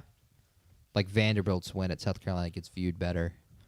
I mean, there's a chance that at the this Owls- point we're 3-0 with 2 P4 wins and one of them is an SEC win. They're Like, going to be, yeah, that could be huge. they're going to be feisty in that game. Yeah. Who? The Owls. Rice? KSU. They go to Oh, Tennessee. KSU. Yeah, sorry, not the Rice Owls. Not You need food. to change that in your mind. KSU's the better Owls. That needs to be Rice known. is I don't food. know. Food. Ri- Sorry, you're yes. right. Food. Depends on where Amari Odom goes, but Oklahoma at Georgia week 4. Okay. that will not be a night game. No way. 2:30. We'll see. Screams 2:30. What? Yeah, that's what we need to be looking at. What night games is State going to get? That's all I care about. Hopefully you get one. Hopefully This will be the noon kickoff. They're going to slight the crap out of you. Oh, it's in LSU. Never Yeah, mind. it'll be a night game. I It's gonna be forgot, night. I forgot it was in LSU. We have to again. go to Death Valley back to back. Yeah, as you years should. because of the It is scam. crazy that's how it I mean, that works makes out. sense. Yeah, we just have to go to Death Valley back to Hey, back but in years. 2 years they come to your place. Don't forget. Yeah. Whoop-de-doo. Oh, of course they show Matthew I'm about to say the McConaughey's first shot for Are Texas you is kidding just me? Matthew McConaughey. That's so funny. That screams night game. They haven't showed a single player for either team But yet. it'll be It's all just Matthew McConaughey, Peyton Well, Manning. they really haven't showed very many Okay, that makes players sense. because no one knows who's playing. OU Georgia True. will not be the night game. Just No roll way. some It'll be Nico, the day game. roll some Nico Iamaleava B film, B-roll. Sure. Missouri, Unless, all right, unless Tennessee lost to Kennesaw State the Missouri week in before. week. So we're playing SEC East, South Carolina, Missouri to start. And then we will have our I don't. I cupcake game. we're still the week 4-0. before the- I see this. 2 back-to-back games on the road early would actually No, be, it's this is home. at South Carolina and then Missouri's at home. Are you saying Yeah, I think but the Minnesota Minnesota, game. South Carolina? Oh, yeah. might benefit us. We don't need a cutaway. I know we're a fourth of the way done, but we can just power Guys. through. Peter, Cole. I Roman. don't know the guy on the right. I like Cole Kubelik. Who is the guy on the right? What's his name? I have Isn't he? Gene Stalling? Gene Stick. I think it's Gene Chezik. Yeah, No? Gene Gene Chezik. Chizik. That's right. Who is Chizik? Gene Stalling? Chizik? Is he not the former coach at Auburn? He is. Yeah. Yeah. That won the national championship. My Clemson favorite thing about English. Cole Kubelik is watching him interact with Josh Pate because when they do, you can tell they're just like good friends who happen to be in sports media, so they just like are having a good old time whenever they're on a show together. It's very entertaining. Okay, so the week 2 night game is it going to be Ohio State at Texas, Arizona State at Texas A&M, or OU at Michigan? I would assume OU at Michigan is going to be on CBS or Fox, Big Noon Kickoff. So no way it's that. So you got to pick between. I'm picking Ohio Texas, State and Ohio Texas. State. I'll lean towards Arizona State at A&M Really? because Arizona State's on the West Coast. And? So I think they would play the game at night. Except that Ohio State at Texas is... We played the game at night. We did play the game at night. It was sick. Oh, man, the lights going off with Brandon Thompson standing in that end zone, electric. Goosebumps. Highlight of the season. Yeah, probably. Okay, they did post week 4. Week 4, yeah, maybe we're the SEC Network game at night that week with Missouri. I'm coming to okay with town. that. They can put us on TNT as long as we have a night game. Yeah. South Carolina at Would you play on Bama, the CW for a night game? Vandy at Auburn, Piss at... Yeah, they could put us on the Florida. YouTube live stream. Just give us a night game. That's all I care about. We are 100% on SEC Network that week. I'll guarantee it. That's a stacked week Yeah. in theory. What week? OU, Georgia, Texas, Tennessee, A&M, LSU, South Carolina, Bama, Vanderbilt, Auburn, Old Piss, Florida, Missouri at Mississippi State. Because so many of it helps in the earlier season too, because we don't know who any of those which of the mediocre teams are actually bad and which ones are going to be good. Yeah. So every matchup has a little more allure as you're still trying to figure stuff out. Oh, interesting. Ole Miss versus Louisville week 1 is it could be either Saturday or Sunday. That's Yeah, it's weird. also a neutral site game. Yeah, I saw that. I don't remember where they're playing. it. Nashville. Nashville, that's right. I'm looking at it. The Titan Stadium. So week Bro. 4, I'll be in Starkville. Unless I want to... No, I don't want to go Texas, Tennessee. Ugh. That's a long drive. It's too much orange. Week Yeah, that's 3, vile, though, actually. I got to decide where I'm going. Oh, I could get... That's what I need to get into Oxford somehow. LSU at Ole Miss. That's gonna be. I'm going to try to go to a hard. game every week. That is gonna be so hard to do. I have a lot of Ole Miss people at work, and That's then I'll huge. have a lot of Ole Miss. I have Ole Miss people in Abby's family, so Yeah. I just need one ticket. And I'm about to say you also have a job. You could just pay out the wazoo for a ticket. I don't want to pay for that ticket. I'm not going to That pay to ticket's go gonna in be that so stadium. expensive. Yeah. You But don't wanna- also, you don't wanna it'd pay be for worth a it though, because you get to see Vaught the Hemingway? Lane Kiffin return. I mean, I'm I'm doing down it. to It's, go. it's all for the show. Yeah, So- we can go. The 3 of us, that'd be kind of fire. We'll get that in the show's budget next year. Yeah, I Can think we? so. Are we all wearing Mississippi State gear? I assume. No. I will be wearing Mississippi State gear. You Yes. gonna wear A&M gear? Yeah, probably. I'll just show up in something random. I don't know. I'll wear my Justin Herbert jersey. I'll be there in a bright neon shirt just as an observer. It looks like we're about to hit a commercial break. This is brutal. Yeah. We have really slowed down. Yeah, we wanted to know all the games. We don't care about. Let's go see if anyone's leaked it. That's all people talking about. That's what they want. Please leak it. Instead, we'll get a Kalshi ad on SEC Network. Are the British coming? Will the Wright brothers fly? We gotta get a sponsor. Gotta get a sponsor. On the show? Yeah. I can get my talk to my cousin about his coffee company. We'll get on that. Man, another minute and 50 in this ad. Let's just roll it. Can we just roll an ad on the live stream? Just start an ad. We'll just run a live stream full of ads. Fair enough. We could. What? Yeah, no, we definitely could. We- If we had ads, we could just do it in the live stream. True, we could. I mean, Pate does it. Do y'all think J-Rod got robbed, finishing 5th in Heisman? Who's going? Pavia, Mendoza, Love, and Sayin. No, I No. don't think he got robbed. I mean, I probably personally would have had him in the top 4, but I don't think it's a major slight or anything. Who the Teo year? Who were the other finalists? Who did Teo finish over? Because everyone compares Rodriguez's stats to Teo's. I don't know who. I know who the finalists were. Was I that don't know. McCarron? Who won? Teo year was Johnny's year. Oh, Johnny won over 2012. Teo, and Colin Klein was the other finalist. Crazy. So Aggie legend. Yeah. mhm. Did y'all see the UCLA, the blonde one who was on all the photos? New for- Heisel. Yeah, is not returning. Like that, he's not being retained by the new coaching staff. Yeah, he's getting A&M OC Really? rumors currently. And we're Crazy. still trying to. And we lost our DC this morning, I saw that. but we already hired. We just promoted from within. We had an associate head defensive coach. Everyone is defensive coordinator. A lot of people are kind of mad that he's leaving, but it just doesn't matter. I Why? mean, I think he was a good recruiter, but I also get why he's leaving. So Elko brought him in his first year. He called plays all that first year. It didn't go well. Our defense wasn't good. Elko took over play calling duties and then brought in this other guy to be the associate defensive coordinator. So, like, why would Bateman stay? He doesn't really – it's not his defense. Yeah. He's kind of like a fake defensive All right, coordinator. week 5. Here we go. Vanderbilt versus Oh, that's kind of sick. We can see a Jared Curtis. Pavi will somehow be back. All right, at this point, if Pavi's back, then I riot. That's when I'm down to be mad. Auburn versus Tennessee. Where? Knoxville. Okay. Could oh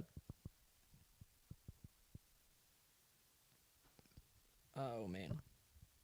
Who is the Welcome Jackson to town, Arnold? Arkansas. Could Jackson Arnold be the Tennessee quarterback next year? Could we see a rematch there in the portal? Hey, you go to Tennessee? No. I don't know. Hypo makes every he makes it work He's for going every to Burger quarterback. King. And Joey Aguilar is going to be back. No, there's no way. We got to stop having guys just come back once you play. I Like wouldn't have. we host. There we go. Week 5, so we're 5-0 now. Alabama. Is that not a night game? Tell me that's not a night game. If we're 4-0, Vanderbilt at Georgia. You got to hope Vandy's already lost, probably. No, they'll go Vandy, Georgia, 2:30, and y'all can have the night. True, Georgia does get the 2:30 games. I don't know. McNeese State at LSU might If get that's a night. noon kickoff, then we riot. Yeah, it's gonna be. I don't know why you're like it is. That's just That's not a night game. because it's just Auburn at Tennessee is gonna be the night game, or Florida at Missouri. Bama's going to be on ABC, guaranteed. So we are on ABC. They're not putting Bama on SEC Network. It's gonna be the night The game. last It's time gonna they be- did that, they lost to Vanderbilt. So I think it's a night game. Nope. Unfortunately, Here it is. see they showed Ryan Williams, so they didn't show players for other teams, but now they're showing players. So they're just confident Ryan Williams will be back for Alabama. He will be.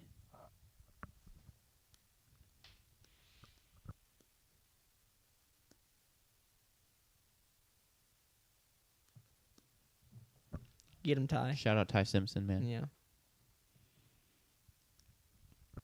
So, are Georgia and Alabama? They're not permanent rivals, are they? Crazy. See, it does kind of suck for y'all that you'll have to go A&M or LSU back-to-back years, but they somehow made Georgia and Alabama not have to. Like, they figured that one out. Yep. Texas, Oklahoma, Red River. Red River what? Shootout. Shootout? Did that get canceled because they don't like the shootout is in it? I don't know. I can't. I guess Don't- so. Don't make me explain what the higher ups want to do. Yeah. We go to Missouri Huge again. Huge bye week for us. Yeah.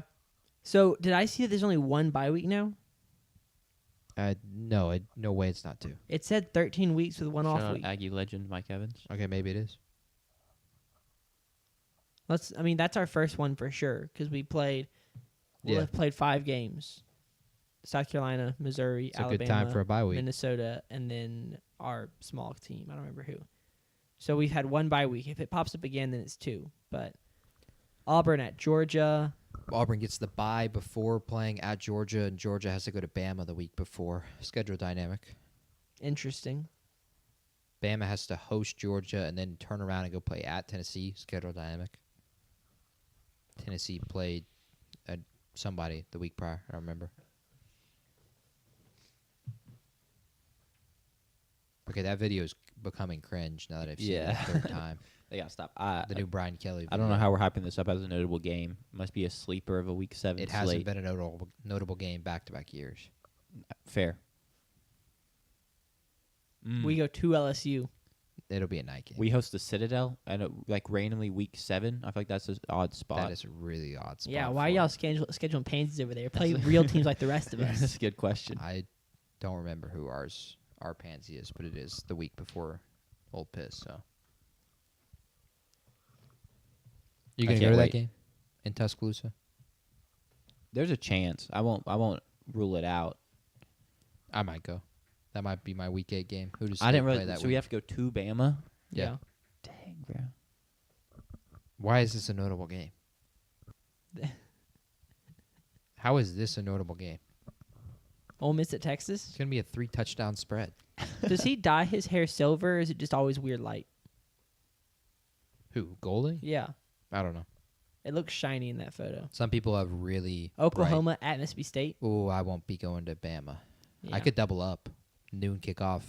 Yeah, night noon, game. There's a noon chance. kickoff at Bama and the night game in Starkville. Yeah, I'm down. We won't be the night game though. It'll be A&M Bama. No, you got to think positive. Be optimistic. That looks like a noon kickoff if you ask me. Yes, it is absolutely. They may even no. That's fine by me. I'll go to both. Week 9, we Super. go to Texas. Our schedule is so. I mean, We're every on a bye team's after schedule is Bama. bad. Every team's schedule is hard. I get it, but like Texas and This- Oklahoma. 2026 and 2028 are the only years we're making the playoff with Kamario Taylor. 2027 is way worse. it worse? It is just way tougher road games. We have to go to Bama along with a couple other tough road games. So you have to win. You have to go to the playoffs this year then, because Mario Taylor ideally has been drafted after 3 years because he's that good. No, he comes back plays a senior. Okay. Yeah, he's got. I mean, he's got to win back-to-back natties. Gotcha. All right, we are now 2/3 of the way through the season, so it's time for another commercial break and a little chit chat. The commercial break is fine. I don't need the chit chat. Yeah, especially because we have it muted, so it really makes it pointless. I think the chit chat's fine for the people that are actually watching it. I think it's pretty necessary. They should be listening to us chit chat though. Let's be real. True. Our chit chat's crazy. Okay, so yeah, let me go through, see where I'm going with those games. Yep. Show the Ryan Williams play. The reason people think he's good.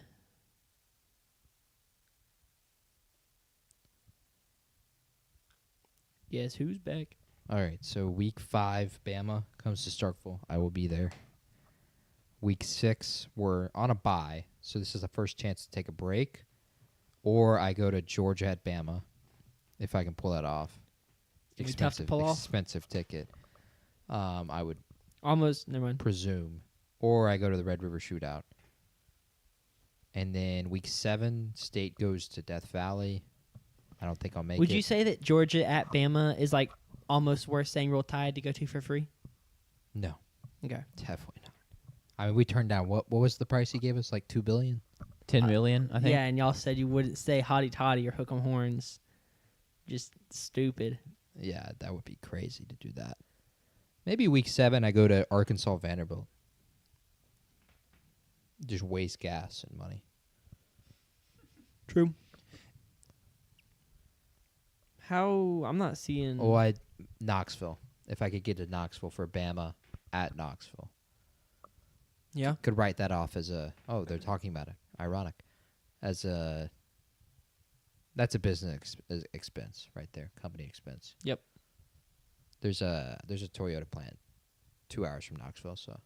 All right. I mean, you can go check it out on Friday, do a little tour, and then spend the weekend. I wonder how my boss would like that.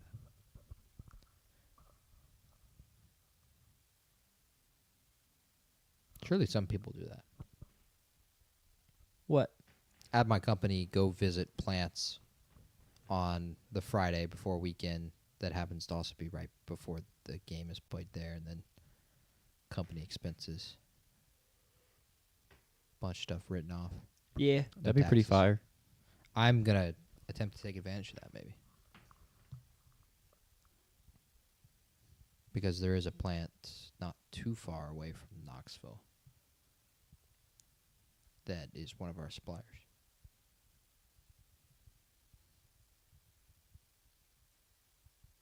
And that's all I'm allowed to say.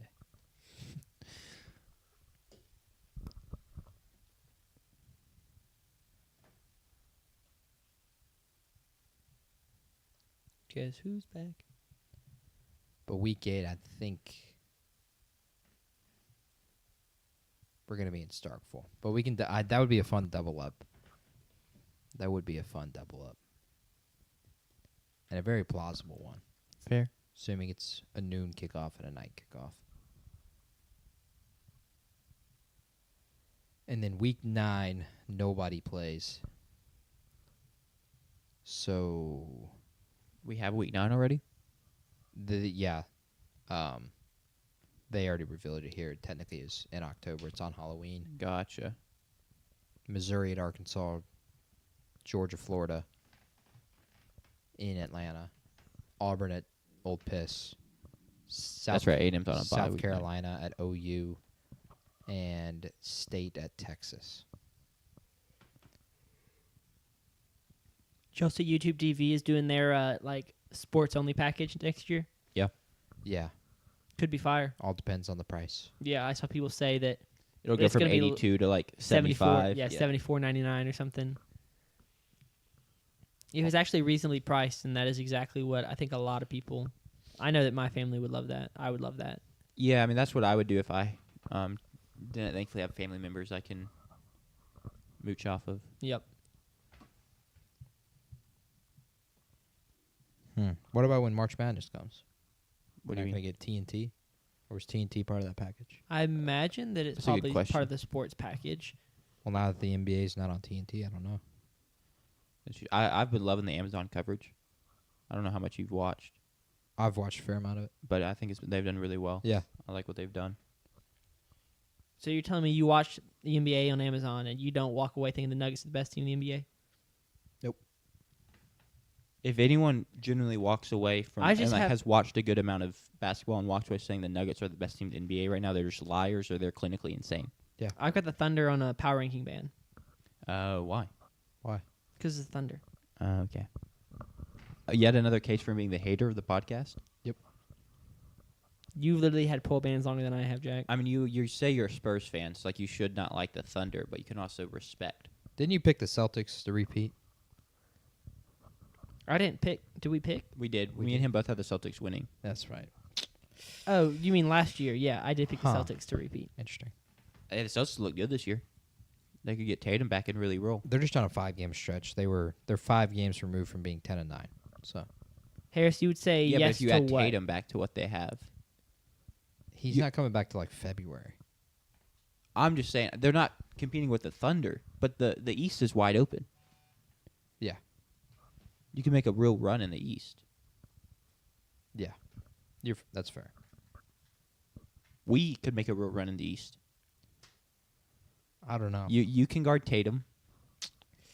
Sanders has Jaylen Brown. I don't like either of those matchups. Bro, you've seen me hoop in the Sanderson for I- intramurals. None of us could guard Peyton Pritchard. Well, we have 2 other people on our team. We'll give one of them Peyton Pritchard. We trade for Alex Caruso. And Pritchard's averaging 30. What do you mean? If we trade for Alex Caruso, we're putting Caruso on Jaylen Brown. Oh, Harris said he does. He said he would say yes, That makes sense. but Harris. also I think that is just his opinion. I don't know if he's I- read somewhere. But he makes a good point that the NHL's on TNT. So Oh, if they're okay, going to make okay, it a okay. true sports package. You really probably Oh, have I to didn't have even see TNT. that. I didn't even say that. Why is this a big game? Georgia Ole Miss? Yeah. What's the storyline here?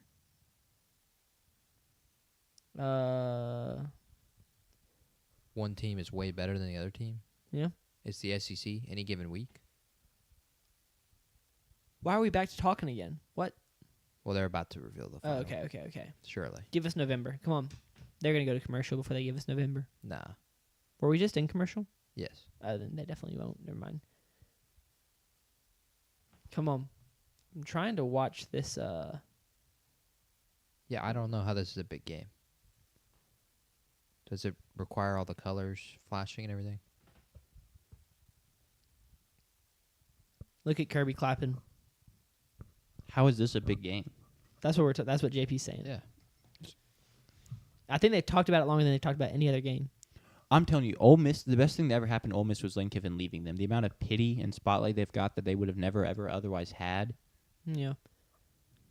One thing I will say about Ole Miss, and I don't know if other schools do this.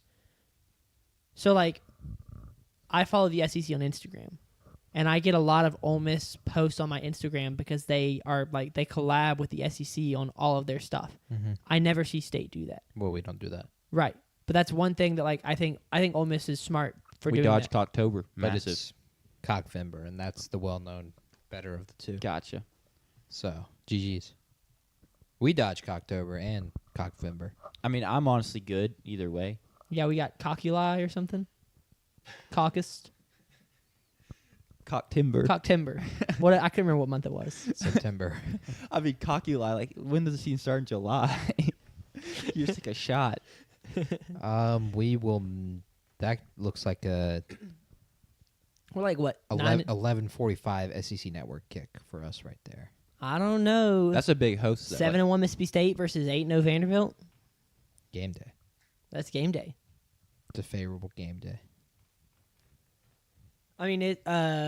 Do not give us a big brand on game day, please. So LSU just gets to host everyone. Who do they go to? Nowhere. They played 9 home games. They go to Ole Miss. I mean that's all that matters. Yeah, they 8 go home to- games and 1 road game. They go to Ole Miss. They go And to every single one of those home Auburn. games will be a night game. They go to Auburn, Ole Miss, Kentucky. Stop showing Pete Golding mixing the pot. How is this a big game? Must be a bad week. It's the Jeff Levy Bowl. I think Ole Miss has been shown the most besides Bama and Georgia. I think they might have been showed the most, including Bama and Georgia. Because other than that the Bama Georgia game, how much have they really like highlighted Bama and Georgia? Okay, here we go. They The also Black Hoodie of highlighted the Death. Florida State game. Clark Lee won't be coaching Vandy next year, according to JP. So I can already confirm the Week 10. Oh, it's already there. What? JV thought he was spoiling They- something. They put Georgia Ole Miss over Bama LSU as a game to talk about for that week. insane. What are we doing here? Yeah. Just lying. Auburn at Mississippi State, huge. Yeah. Glad we get to play Auburn again. Hope we beat them. We host Tennessee. That is one of those two has to be a night game of the Vanderbilt and the Auburn game. So we're looking good. You never know, man. SEC Network works in mysterious ways. At True. least 7 night games, guaranteed. Auburn could be terrible. We just don't know. No idea. That'll be a night game. Shout out Lane, man. Yeah, Lane Kiffin and So he just has to go to all his old places, but then he gets all the actual hard teams at home. Mm-hmm. yeah.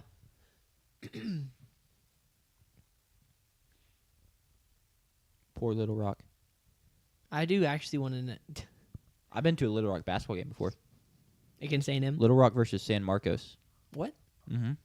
Watched a friend because he was a coach for Little Rock. He's now back at A&M. I coach at A&M again. That's sick. So we go Tennessee at home, then to Oklahoma, and then we finish with Texas home. Yeah. So probably 3 ranked teams in a row to finish the season. Yeah, it screams 8-4. Yeah. Unfortunately. About to say. Welcome to the SEC. Arkansas to go to Texas 2 years in a row. What's up with this, man? They know Texas couldn't beat Arkansas in Fayetteville, so they have to make it Tennessee easy. Tech. That's a big game. And they get Wofford. And now we're 11-0. Let's go. My boy will have graduated already, so he will not be in Oxford. That sucks. Can he get a COVID year? Eligibility waiver? No, because we're Yeah, y'all are. the year after COVID. Or Yeah. I am. Can you not get, the waiver, though? Maybe. We'll have to look into that for him. Yeah. Do you think that they make the Egg Bowl a big game to watch for Week 13? It's probably first. What is it? Are they going to do like the Black Friday thing again? I don't know. I don't know how long that deal went, but that was... This was the first year they did it, right? No, we played on Black Friday last year. Is it 2 years? They all run together. I have no idea. There wasn't every game on Black Friday. They moved the Texas game and the Georgia game, but... No, the Georgia game was on Black Friday because it was a primetime There game. we go. The A&M game was as well. Rivalry. It is. I mean, it's the biggest rivalry in the SEC. Gig 'em. There y'all go. We're number. Oh wait, no, Black these are just the Friday. Friday games. Yeah, That'll be noon. they kick. put the Iron Bowl on Friday. I don't think they've guaranteed that. No, it's a Saturday. I'd be Yeah. Okay, shocked. okay. I assumed that it was gonna like work. Sure. Yeah, it did that- not work chronologically. Yeah, that's what. So I guess we are the third most important bowl, our rivalry game. That's crazy. Ours will be a noon kickoff. Saturday. Back to Saturday. All right, weird. Very. That's us. A lot of horns down. I appreciate it. So a noon kickoff on Saturday. Huge. Really was not expecting Saturday. I was expecting to stay either Thursday or Friday.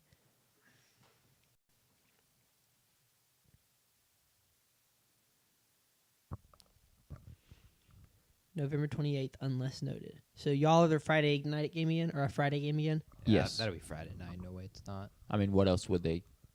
11 a.m. Friday. Yeah, that'd be atrocious. Cancel classes for the day. It's Thanksgiving. You know. I mean, have when we're classes. 11-0. Yeah, and Texas is what, like 5 and 6. Oh, in South Carolina, Clemson will be the night game on Friday. Well, it's Saturday. Oh, never mind. Yeah. It could be like a really early Saturday game, like 8 o'clock the night before. It could kick off at 1 a.m. True. I did one time think that, like, for a small sport like volleyball, it could be fun to do like a midnight game, but it would suck for the fans and the athletes. But it'd be really cool novelty, but it would suck. And the staffers. It would suck for everybody, but it'd be really cool. All right, we can sign off now. Cool. So I saw what, like 10-2, 11-1, kind of the. If we don't make the playoff That's this the year, floor. we won't until 2028. All right. Well, I think we can be done then. Guaranteed. If you made it this far, greatly appreciate it. Thanks to everyone who tuned in to the chat and asked us questions. You know, gave us food for thought, help our conversation get flowing. It means a lot. And once again, if you're still around at this point, like, subscribe, leave a comment. Hopefully, last time you left a comment what your favorite color was. This time,